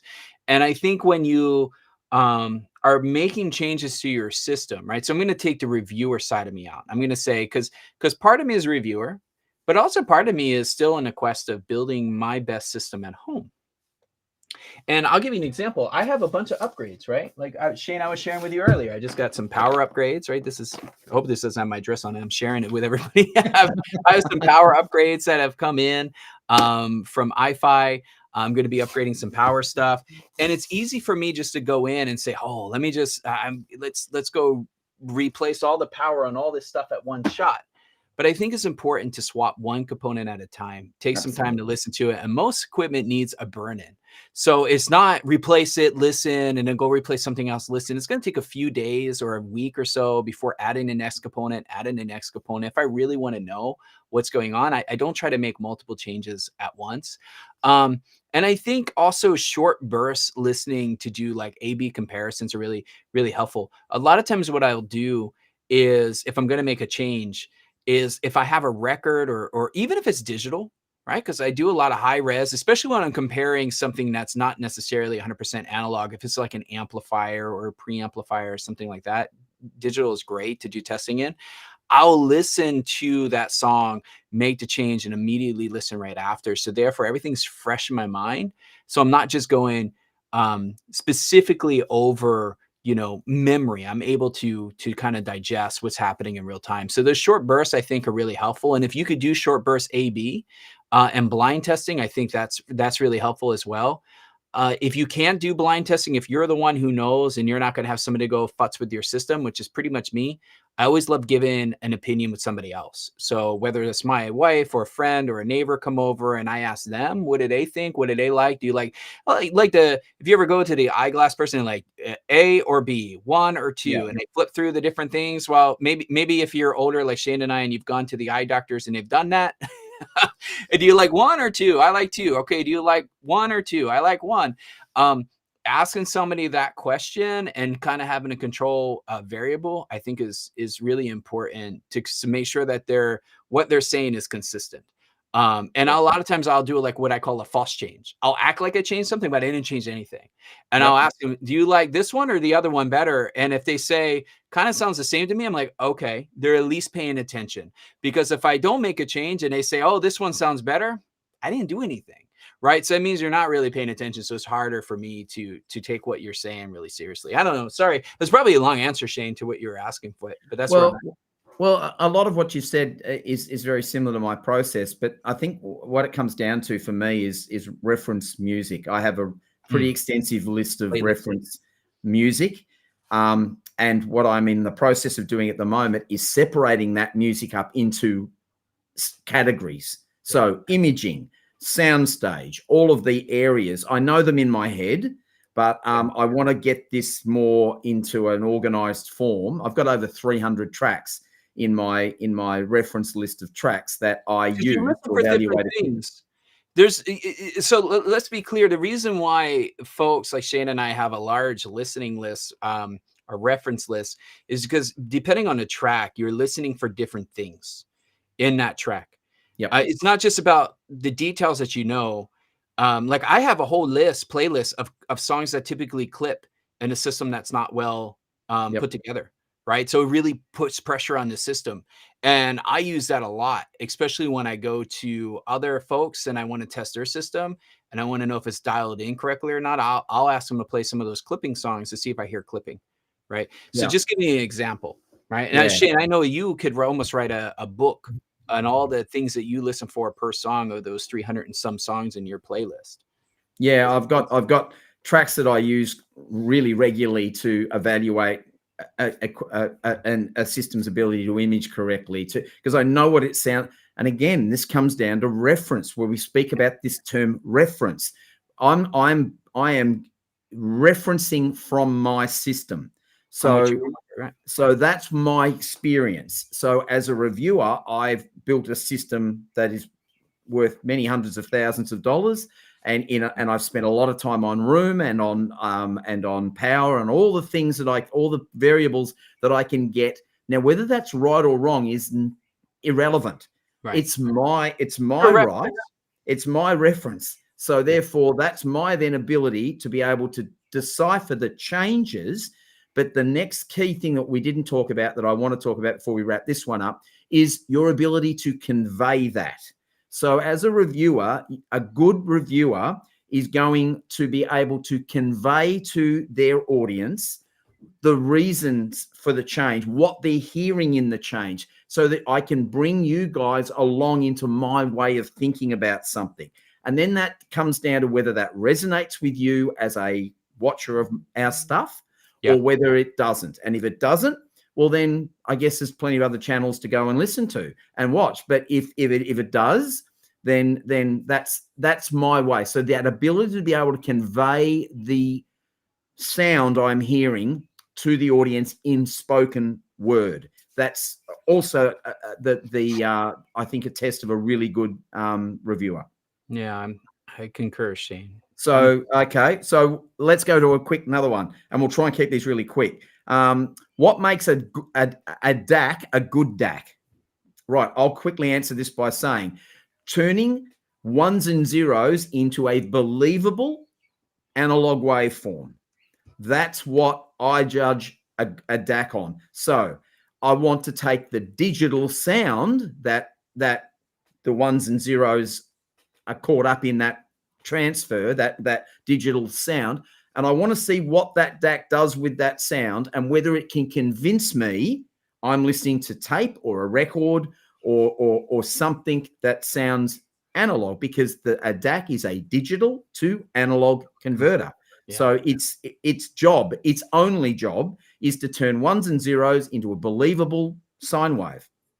Yeah, and I think Shane, I mean, you have more experience with DACs than I do, just inherently. But I think a good DAC isn't just about chipsets. I think a lot of times people read reviews and you get stuck on chipsets. I think it's about implementation, power supply, clocking, the analog output stage, and I think there's a transparency versus a house sound. And what I mean by that is, like, some DACs are just kind of ruler flatter, and others add warmth and density, and it's really about what you like. But you got to think about things like noise floor, jitter handling. I think these are really critical for micro detail and soundstage depth when you're taking a look at a DAC. And I would also say that, like, it goes back to what we were talking about earlier about system synergy. You can't overlook synergy. A great DAC can sound poor if it's Yep. mismatched with a preamp or amp. Yep. So it's all about how it plays in your system. For me, what I want is a DAC that disappears, where you actually stop thinking about what's going on from a conversion and you just start thinking about how beautiful the music is and how real it sounds in your room. That to me is what constitutes a good DAC. So again, my oversimplified version of your very articulated point is that and thank you for that. And that is turning those ones and zeros into a believable analog waveform. If we can do that, and all of those things you just said, mate, make perfect sense, because then you stop concentrating on the conversion, you stop looking at the piece of equipment, you close your eyes, you sit back, and you are taken away on that magic carpet ride we all call audio. So that's what a good DAC is to me. So, all right. So I think we've covered the one. There was another one here. Why do you place so much importance on room acoustics? I think we've covered that. This is another room acoustics show. I think we can skip that. I feel like we've talked a lot about room acoustics. It's just so important. It's the body of the instrument to which we listen to our system in. So it's got to be taken more seriously than most people do. And can I just say, as a PSA for folks that are dialing in, if you watch any YouTuber or reviewer or anybody, or if you go to a hi-fi show or you're talking to your hi-fi store, or anybody that calls himself an expert in audio, and I don't, by the way, I consider myself a student, somebody who's always learning, and they tell you room acoustics don't matter, or it doesn't matter because most people don't do it. It's horseshit.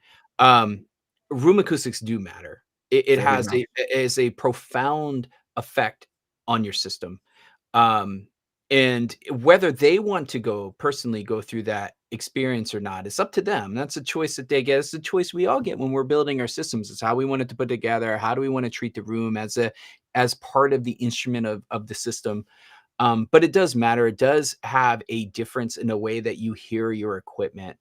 And quite frankly, in my humbled opinion, I think room acoustics and isolation, device isolation, speaker isolation, decoupling are the two biggest things that you can do that will give you the biggest change in your system, other than spending a tremendous amount of money on things like speakers or upgrading your source component, etc. I really advise personally, and then I'll stop here, Shane.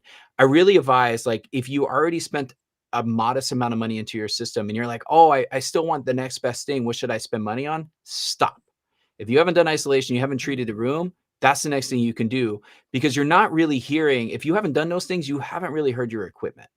And so for me to even recommend anything for you to go do, all you're going to do is put that in a kind of a messy environment to begin with. And so you're still not going to hear that device. So how are you going to appreciate the upgrade? If I told you to go upgrade your speaker cables and you say, wow, I don't really hear the difference. No crap, because you have so much noise in the room. You're not hearing the intimate details that you should be hearing. To even appreciate the difference of whatever that component is that you're upgrading. So anyway, I feel like we labored this to death. I was just going to say a perfect example of that, and I'll give you one little quick story which I think really hits this thing home, and I'll be really quick about this. I set a room up for a client who had quite a nice system, and he was just, he was going round and round in circles. He was on this gear merry-go-round where he just kept buying the next most expensive thing, and then he'd ring me and he'd say, oh, it's not any different. It's no better. He was really losing heart in his hobby. And I said, look, I'll come around there and let me have a look at your room and have a listen to your room. I had a look at his room. I had a listen to his room. And then I said, right, I want you to spend $5,000. Stop buying equipment. Spend $5,000 and on this, and this. He did that. I came back into the room. I set that room up acoustically for him, and he put on a track. And he cried his eyes out in front of me. He cried his eyes out. He could not believe it. He hugged me because he just could not believe what he was hearing. And I said, I wish you'd spoken to me about $100,000 ago, because I could have got you that kind of result in your room, because your room was terrible acoustically. Yeah. It's so important, folks. You've got to get that right. And not enough people think about it. The simplest thing to think about here is sound is waves. Yeah. If you have waves crashing into waves, you're not going to have the best sound. And if you have a room that it excites the waves crashing into waves in your room, then you're not hearing the best sound. Yeah. You want to hear the best waves hitting you, right? Like in the end of the day, that's what you want. You don't want a bunch of freaking mess going on in the room.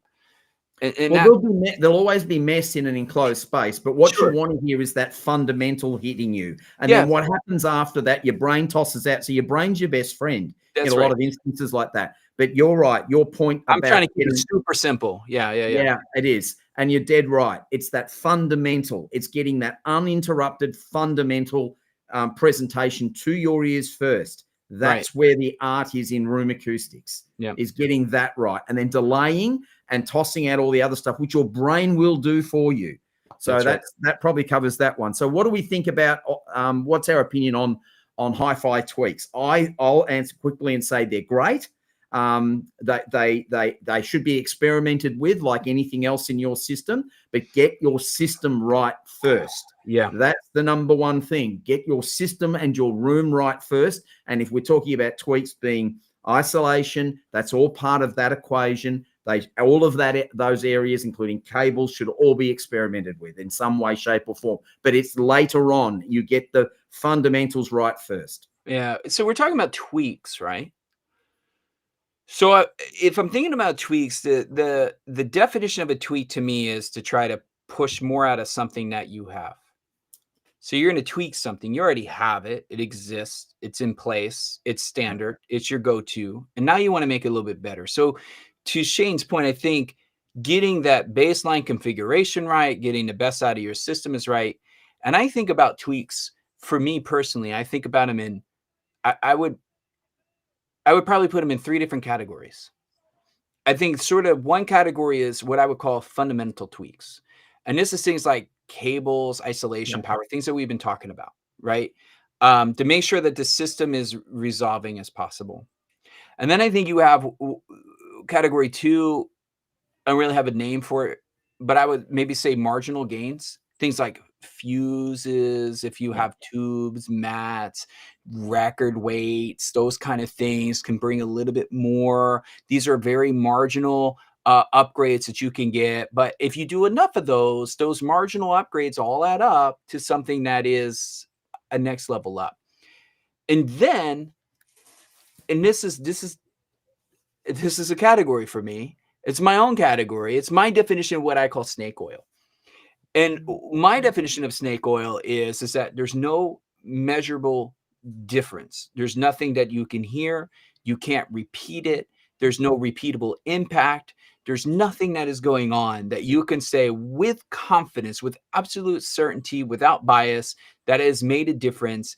And I am at least a little bit fortunate where I have more. I mean, this is my hi-fi system, but I have a couple audio systems in the house. So sometimes I'm like, well, maybe I just don't hear it here. Let me go plug this in over here. Let me go plug this in over here. And if I don't hear anything, then to me, no matter what it is, it's a little bit snake oil, right? The idea of a snake oil, by definition, is selling you something that really doesn't provide the benefits that is advertised. That's what snake oil is.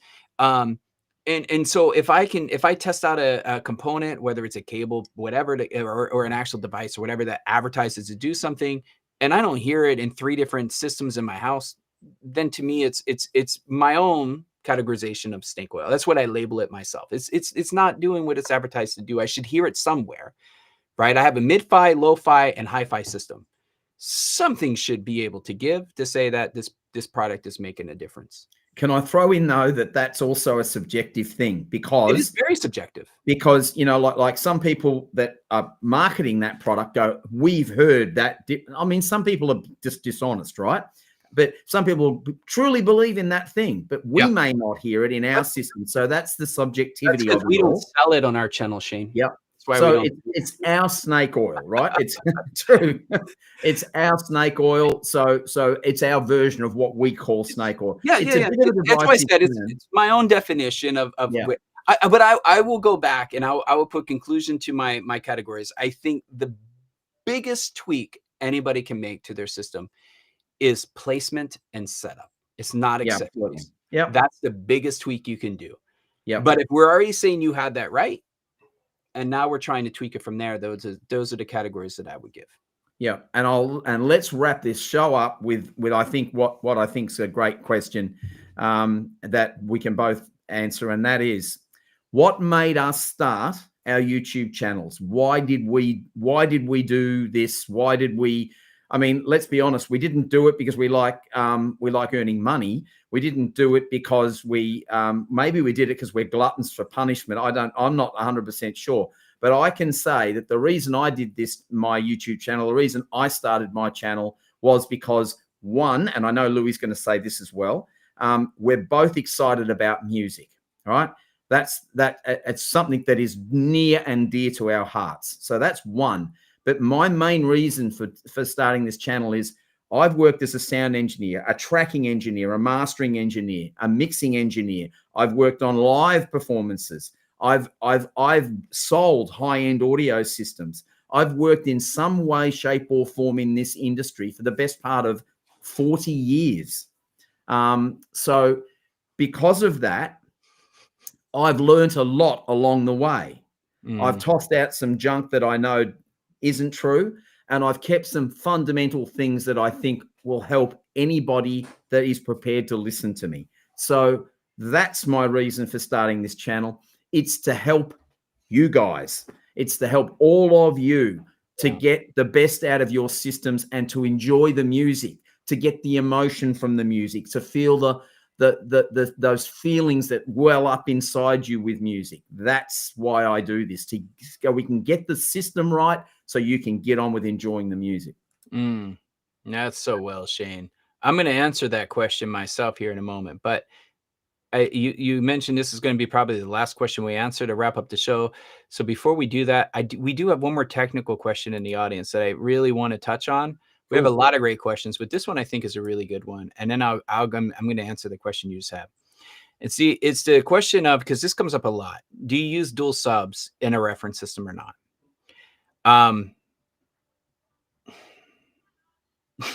We both use single subs in our system. So this one's tough. This one is absolutely tough. I think, what are you trying to, for me, I would say, what are you trying to achieve on having dual subs? What are you going for? And what kind of room do you have?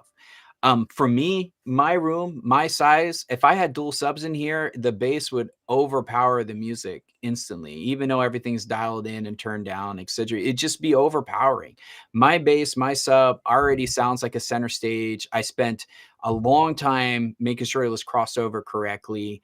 So it blends into me. If anybody has come here and listened to the music in my room, will agree that the sub just disappears. People don't even realize, because it's so tucked in the corner, that most people, because when you sit in my center seat, you barely see the sub because of where it's positioned in the room. Most people don't even realize I have a sub. They realize it later when they're in the wall looking for records and they look down and like, what's this big box? Oh, you have a sub. They thought all that stuff was coming from the speakers. So I don't know why I would need a separate sub unless I had a big room that I'm trying to take care of. Or if I'm doing, you know, I have a sub here and a sub in the back of the room to fix errors in the room. You know what I mean? Like a swarm kind of setup in the room to adjust frequency issues that are going in the room. But I think for most systems, a single sub, if it's dialed in and crossover right, is probably all you need. Shane, I would love to get you have more expertise around this than I do. Okay, so from my perspective, dual or swarm sub configurations, this is something that J.R. Leclerc from Wally Tools talks a lot about and works a lot in rooms with, and there's some absolute merit in that. But what you are generally doing when you are working with a swarm arrangement or more than one subwoofer is you are dealing with room modes and frequency issues in a room. Bass is omnidirectional.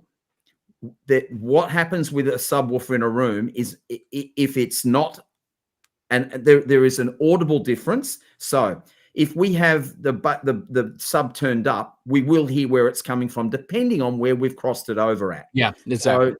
So if we cross that subwoofer over at a frequency that we can't perceive anymore, which is around 50 hertz and below, then we don't know where it's coming from. We'll just hear it as lots of bass. So the crossover point is important. The attenuation or of the volume is also important to have that sub, as you said, Louie, disappear so you don't hear it. You do not need, my opinion, more than one subwoofer in a room, in an average size listening room, to get that sense of fill and bass. People think, well, you've got 2 stereo speakers and they've got woofers in them. Why wouldn't you have 2 subs? That's an aesthetic thing. It's our minds playing tricks with us, going, well, if one would be lopsided. But the mind plays tricks because it's not dialed in correctly, and you can hear where the sub is coming from. That's right. If you can hear where it's coming from, then you've got it crossed up too far. And if you can, or you've got it turned up too loud and crossed over too far. That's right. So you turn the crossover down where it rolls out, and you fiddle around with the volume of that subwoofer so that he integrates and blends in. And now it's a difficult art form to get right, but bass is omnidirectional. It cannot be heard if it is dialed in correctly. So 1, 2, 3, 8, 10 subwoofers, it's not going to make any difference. You change the equation around what you do if you've got swarm subwoofers, or if you've got RAL stacks, as you see. You just need less volume. Yeah. So that is important. Yeah. And you know, this is my own personal preference for home audio. I think a single sub does a great job. For home theater, I actually like dual subs or multiple subs. I just do, because impact. Yeah, it's for the impact. I want to feel the explosion and that pressure in the room. With multiple subs, you're able to feel it more, but I don't need to feel a kick drum in my room. I just want to be able to hear it. And I think that's a little bit of the difference between that. And yes, I think room, there was a question about, is dual subs room dependent? I think so. This is my opinion. I think if you have a large space, dual subs definitely play a role, but depending on your room. Dependent, John. Absolutely. Yeah. Depending on your room, right? A big room, you're going to need to move more air pressure around to get that same. I'm just talking about one subwoofer in an average size listening room that most of us listen in. Then one is absolutely more than enough. Yeah, and John makes a good point. It's like, I like to feel the bass. My wife is the same way. When she comes in my room and listens to her favorite songs on my stereo, she's not necessarily impressed of the sub. Now, this sub is more powerful than any other sub I have in my entire house, but she prefers the home theater setup better because it's designed to be more feeling the bass and feeling the impacts of explosions and stuff for movies than it is for listening to music. She actually likes that better because she can feel the rumble. Here, she doesn't really feel that rumble. It's not overpowering the music. So for her, who likes a lot of dance music and that kind of thing, she prefers actually listening to a lot of her favorite tracks in the movie room, if you will. So again, it all comes down to personal preference. Subjectivity once again. That crops its ugly head everywhere. Well, not ugly head. That's just that's our perception of what's our good. And that I often say to people, and I'll say this, and I think you say this too, mate. There's no wrong answers here. When I do listening tests, when I do I say to my audience that don't worry about worrying about whether you're giving the right answer. There isn't any right answer. Your right is okay with me. You're allowed to have your opinion, and your right may well be different to my right. And that can come down to a lot of things: experience, how we hear things, the pinna of our ear shape, the connection between our ear and our brain, and what goes on once it gets in here. All of those things are different for each and every one of us, and there's no wrong answers here, everybody. Your right is your right, and that's all that matters. That's all that matters. You're so spot on. It is all about personal taste, and that's why there's so much different equipment, so many different devices, so many different components, so many different cables, so many different this, because we all don't hear things the same way. So it doesn't mean that because you like something and somebody else doesn't like that, it's wrong. That's not the case at all. You know, it just means that you have a different taste, or you process that information a little bit differently than somebody else. Somebody actually might like things that are a little bit more bright and not overly bassy, while other people might like things that are a little bit more bassy and not necessarily overly bright. It all depends on where some people like a little bit of like echo in their music. Some people don't. It's all about what you are looking for. The one thing I will say about subs, and then I'm going to answer the question about what made a YouTube channel. And then Shane, we could talk maybe about our next guest, and then we can wrap this show up. But one thing I would say about subs, and I see this a lot with analog, is if you're constantly changing your sub, the settings on your sub based on what record you're playing, you don't have this stuff dialed in right, man. It really, honest to God, should be set and forget. If the sound's not in the record and you're trying to basically EQ it by your sub to add a little bit more low end because that's your preference, that's different. But if you're like constantly going back and forth on each record because you're trying to tweak the sound to make it sound right, you don't have the stuff set up correctly. Okay. Spend some time to get it set up correctly. You know, here's Shane, can I give a tip for people who don't know how to set this shit up correctly? Because we've been talking about AI, right? Here's what you can do. Do a test, right? Record it with Rue, do a test. Take your test and upload it to ChatGPT and say, tell ChatGPT, I am trying to cross over my sub correctly. And it will literally tell you what ChatGPT would fire back and say, here's the test to go run, record these for Rue, upload the results. And it will ask you what sub you have. It'll ask you what amp you have. It'll ask you what preamp you have. Give it all that information. And it'll literally give you within a reasonable range. You still need to do some of your own tweak into your own ear, because depending on where your chair is and all that stuff in your room, but it'll get you about 90% there on what you need to do by reading the room if you're recording correctly. And then it's just a little bit of tweak up and down.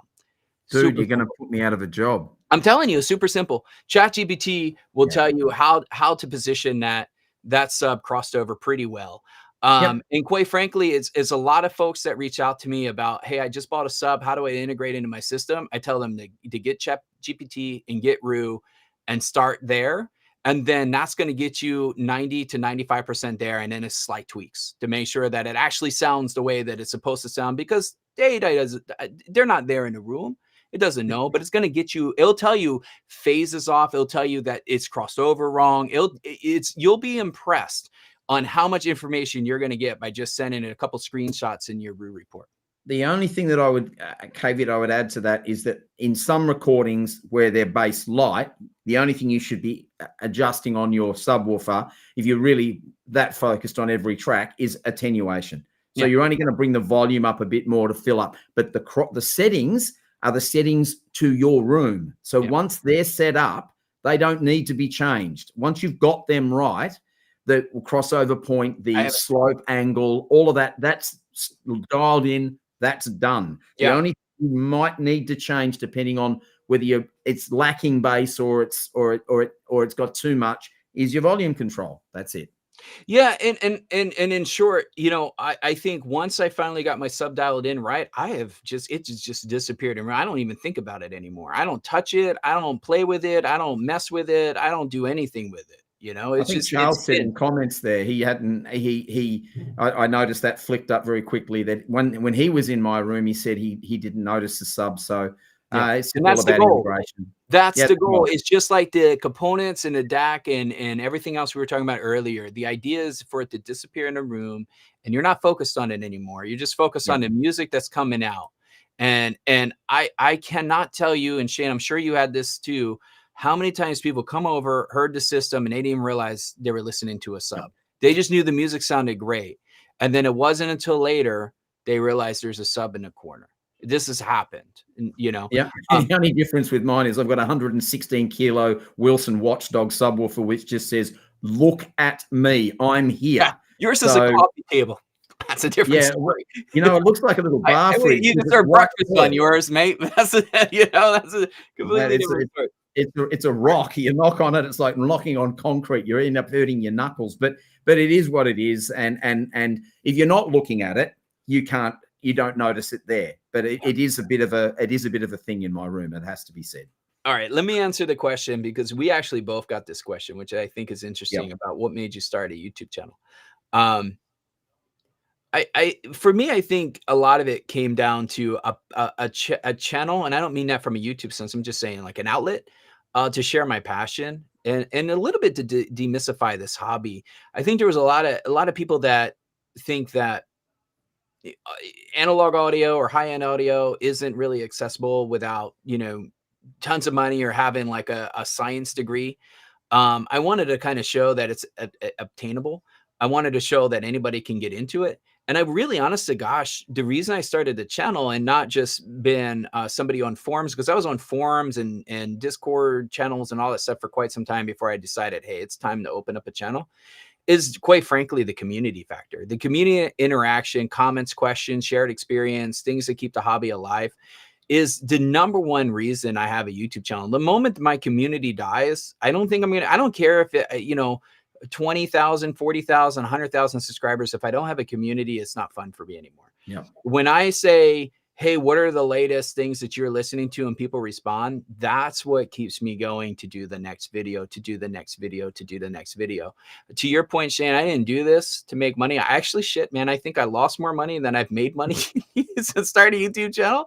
And quite frankly, it takes a lot of time. I think people don't realize the amount of effort and time that goes into, I mean, even reviewing a simple album and doing a comparison on an older press. I committed, I mentioned earlier in my last video that came out on Friday that I'm going to compare the Axis Boldest Love 33 RPM UHQR stereo mono to the new 45. Now it's controversial. We don't have time to get in today whether that's a right decision by Chad or not. I don't care. That's a discussion for a different day. But I mean, you got to think, I got to listen to that album 4 times, write notes, think about it, process that, come up with a talk track, film it, film the B-roll, edit that, come up with a title, description, thumbnail, release that. It's hours. It's hours worth of work. It is literally almost right for one video. So you know what I'm doing on my Saturday while y'all are out there having a good time, drinking, partying, going out to the mall, spending time with your significant other, etc. I'm here filming content for you. And I got to tell you, I might make 25 cents out of that video. It's not worth it. Yeah. The record alone cost me $150. It's not worth it, right? It's not worth it. But I do it because of the community, the the interaction, the comments, that all of that is the reason I get up and do it. That's the reason John, we buy. Hold on, wait. 3:30, John. Hold on. We're about to announce 3:30, John. Oh my God! Stay with us. 10 more minutes, John. We're coming to a close, man. Stay with us. Stay awake. Put the what Tom and Jerry did. They staple their eyes open, right? Yeah. You get the toothpicks. Yeah, the toothpicks. That's what it was. I had some toothpicks, John. I'd lend to you, but I don't know if I have them anymore, man. Sorry, I don't have it anymore. John, my God, he is impressive. That is absolute commitment. A big shout out to John, man. Oh my God, I'm impressed, man. For you to sit there that long and watch us two bozos bang on about audio for that long, I don't know whether you should get a pat on the back or you should be booked in to see me as a psychologist. Yeah, there must have been not enough good stuff on his late night television show. Shane, you're about to make a comment, and then maybe you can wrap that up and tell everybody about our next guest and about a little bit of the schedule change that's coming. Yeah. So what we're going to do, folks, is, well, first of all, let's talk about our next guest. Now, our next guests, we're very excited because we're actually, we don't see these guys turning up on video very often. They are two absolute, they are dedicated to what they do. And that is Rob and Rich from Network Acoustics. Now, I've been reviewing some of their products, and you have got something which I can't talk about yet. You will when you're ready to share it. Something arrived at my doorstep on Friday, which was yesterday. So hot off the press. So only a couple of days ago did you get that, or Saturday for you, Sunday for me. But we're going to talk to Rob and Rich about all things digital streaming. Yeah. So this is we've done quite a bit on the analog side of things on the show so far. This time we're going to dip into some digital stuff, and we're going to talk about what those guys are doing and what's happening in that regard. So we're talking about things like power supplies, like switches, like Ethernet filters. We're going to talk about What got these guys into this? This show is all about, when we have guests on, we want to dig deep. We want to get down to why these people got into this industry, because most of them, like us, did this for love, not for making money, because there's only a few really of the big companies that actually make a lot of money out of this. Most of these guys are doing this because they are just so caught up in the love of music that when they come up with it, and they're very clever people, and they come up with an invention, they want to get it out there, and they want to, they really want to share what they've learned and what they've developed with the rest of their community, which is all of us. So Rob and Rich will be on. Now, that leads us into the next part of what's going on. Now, this bloke over here has got a fair bit going on. I pointed in the right direction too. You did this time. This is good. I still are backwards. So I won't give too much away, other than to say that Louie is very, very, very busy behind the scenes with some big stuff that's going on, and he'll share that with you as he goes through that process. Well, I can share it now. I mean, I'm in the middle of a move. We're moving. We're relocating our house and our family, and we're in the midst of packing up our place. This is the last room that's being packed up. That's why it's still put together, but every other room in this house is pretty much half in boxes, if not all the way in boxes. So yeah, so I'm in transition, and I have a lot of traveling coming up for work, because we're still at the tail end of conference season, and I've been in technology for 25 years, as I mentioned earlier in the show. So yeah, we're still doing conferences. So I still have a lot more traveling to do. So I'm battling traveling and being home to be able to get things packed up, and meanwhile still trying to run this channel. So that has put a little bit of a kink in my availability, if you will. So Shane, what does that mean? Well, so that means what we're going to do is, from now on in until into December and for the rest of the year, we're going to try and do one of these shows every 3 weeks, as opposed to every 2 weeks. Every 2 weeks. It's around, look, I've got a fair bit going on behind the scenes as well, but Louie's moving house, and I didn't want to say anything without Louie's permission to do so, and I hadn't asked about that before I did it. So Louie's told you exactly what's going on, and I have some stuff going on with internship around my other career. And so there's a lot going on for both of us behind the scenes and away from the channel. And so we're going to try and get one of these out every 3 weeks. And in 3 weeks from now, so that date is, I think can you remember that date? Oh, I think it's it's October 12th is when we're going to have Network Acoustics come on. Yep. So and then we're going to do then we're probably going to do another one of these sort of situations where we might talk about the analog side of things. So again, keep putting your questions in if you want us to talk about things like that. And then we're going to do, which we can talk about, we'll preempt it now, about somewhere around the middle of December, we're going to do a stocking stuffer Christmas special. Yes. We're going to put our Santa hats on. We're all going to be on the eggnog. We're going to be half drunk or whatever we're going to be, but we're going to be in that. We're going to be in that celebration with the community. Yeah. And Charles asked about what's on our Christmas list, and I purposely skipped over that question because I knew we were going to be doing that show later on about what's on our Christmas list. So that's one topic we're going to be talking about, is what's on top of our Christmas list. What are the things that we really thought were impressive this year that we had a chance to experience and do a review? Yeah, and we'd love to hear from y'all as well, as what's the things that you're really excited for. Comment below. All about the comments. Yep. Yeah, so comment below. Do what you guys just did on this show. We love you like there's no tomorrow for all of your love back to us. We are humbled by all of you and by your continued belief in us, and we will not let you down. We really want to get this whole thing moving in the right direction, which we already are doing. We want to bring you guys along with it. So for goodness sake, please comment below. Tell us what you want us to talk about. Tell us if there's a guest you want to get. We've got some other crazy good guests coming up, probably into the new year now, where we're going to be talking to big heavyweight people in the industry about their products and about what they're doing. And there's quite a few of them we've already got lined up, and some more that we're in the process of getting lined up. We as got well. some big So names that we're working we on. do have some big names, and they're all starting to pay attention to us. So what we want to do is we want to push that further out, so you guys have got something to watch on a weekend when we do these live shows. So, I mean, from the bottom of my heart, thanks for putting up with us for 2.5 hours here. This has been awesome as per usual.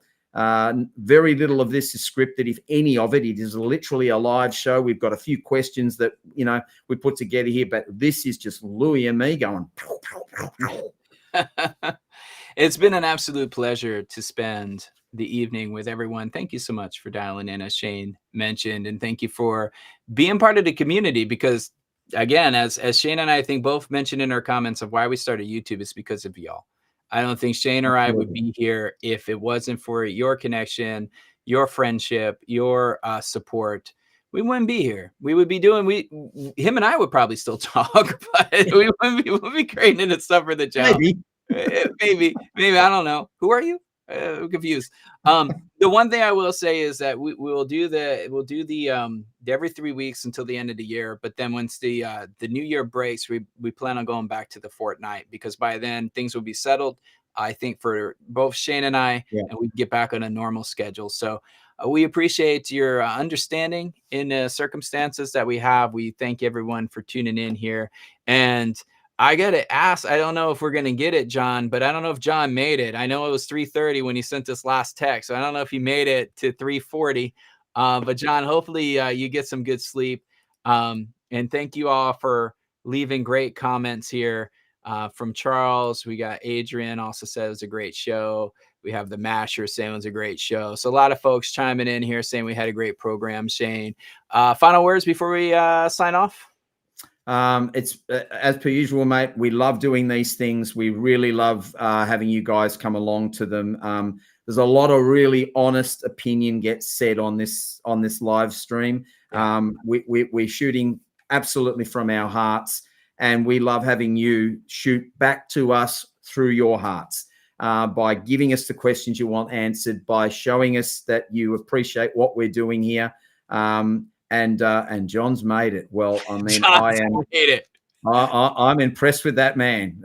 He's absolutely done brilliantly well. So, look, thanks everybody very much for being part of this with us, and we will definitely be seeing you in 3 weeks with the folks from Network Acoustics. Yeah, I look forward to it. And I think the time's going to change slightly, right? Just to make sure that it's a good time. We'll let you know. But we'll announce that as we get a little bit closer. Thanks, everyone. Enjoy your weekend.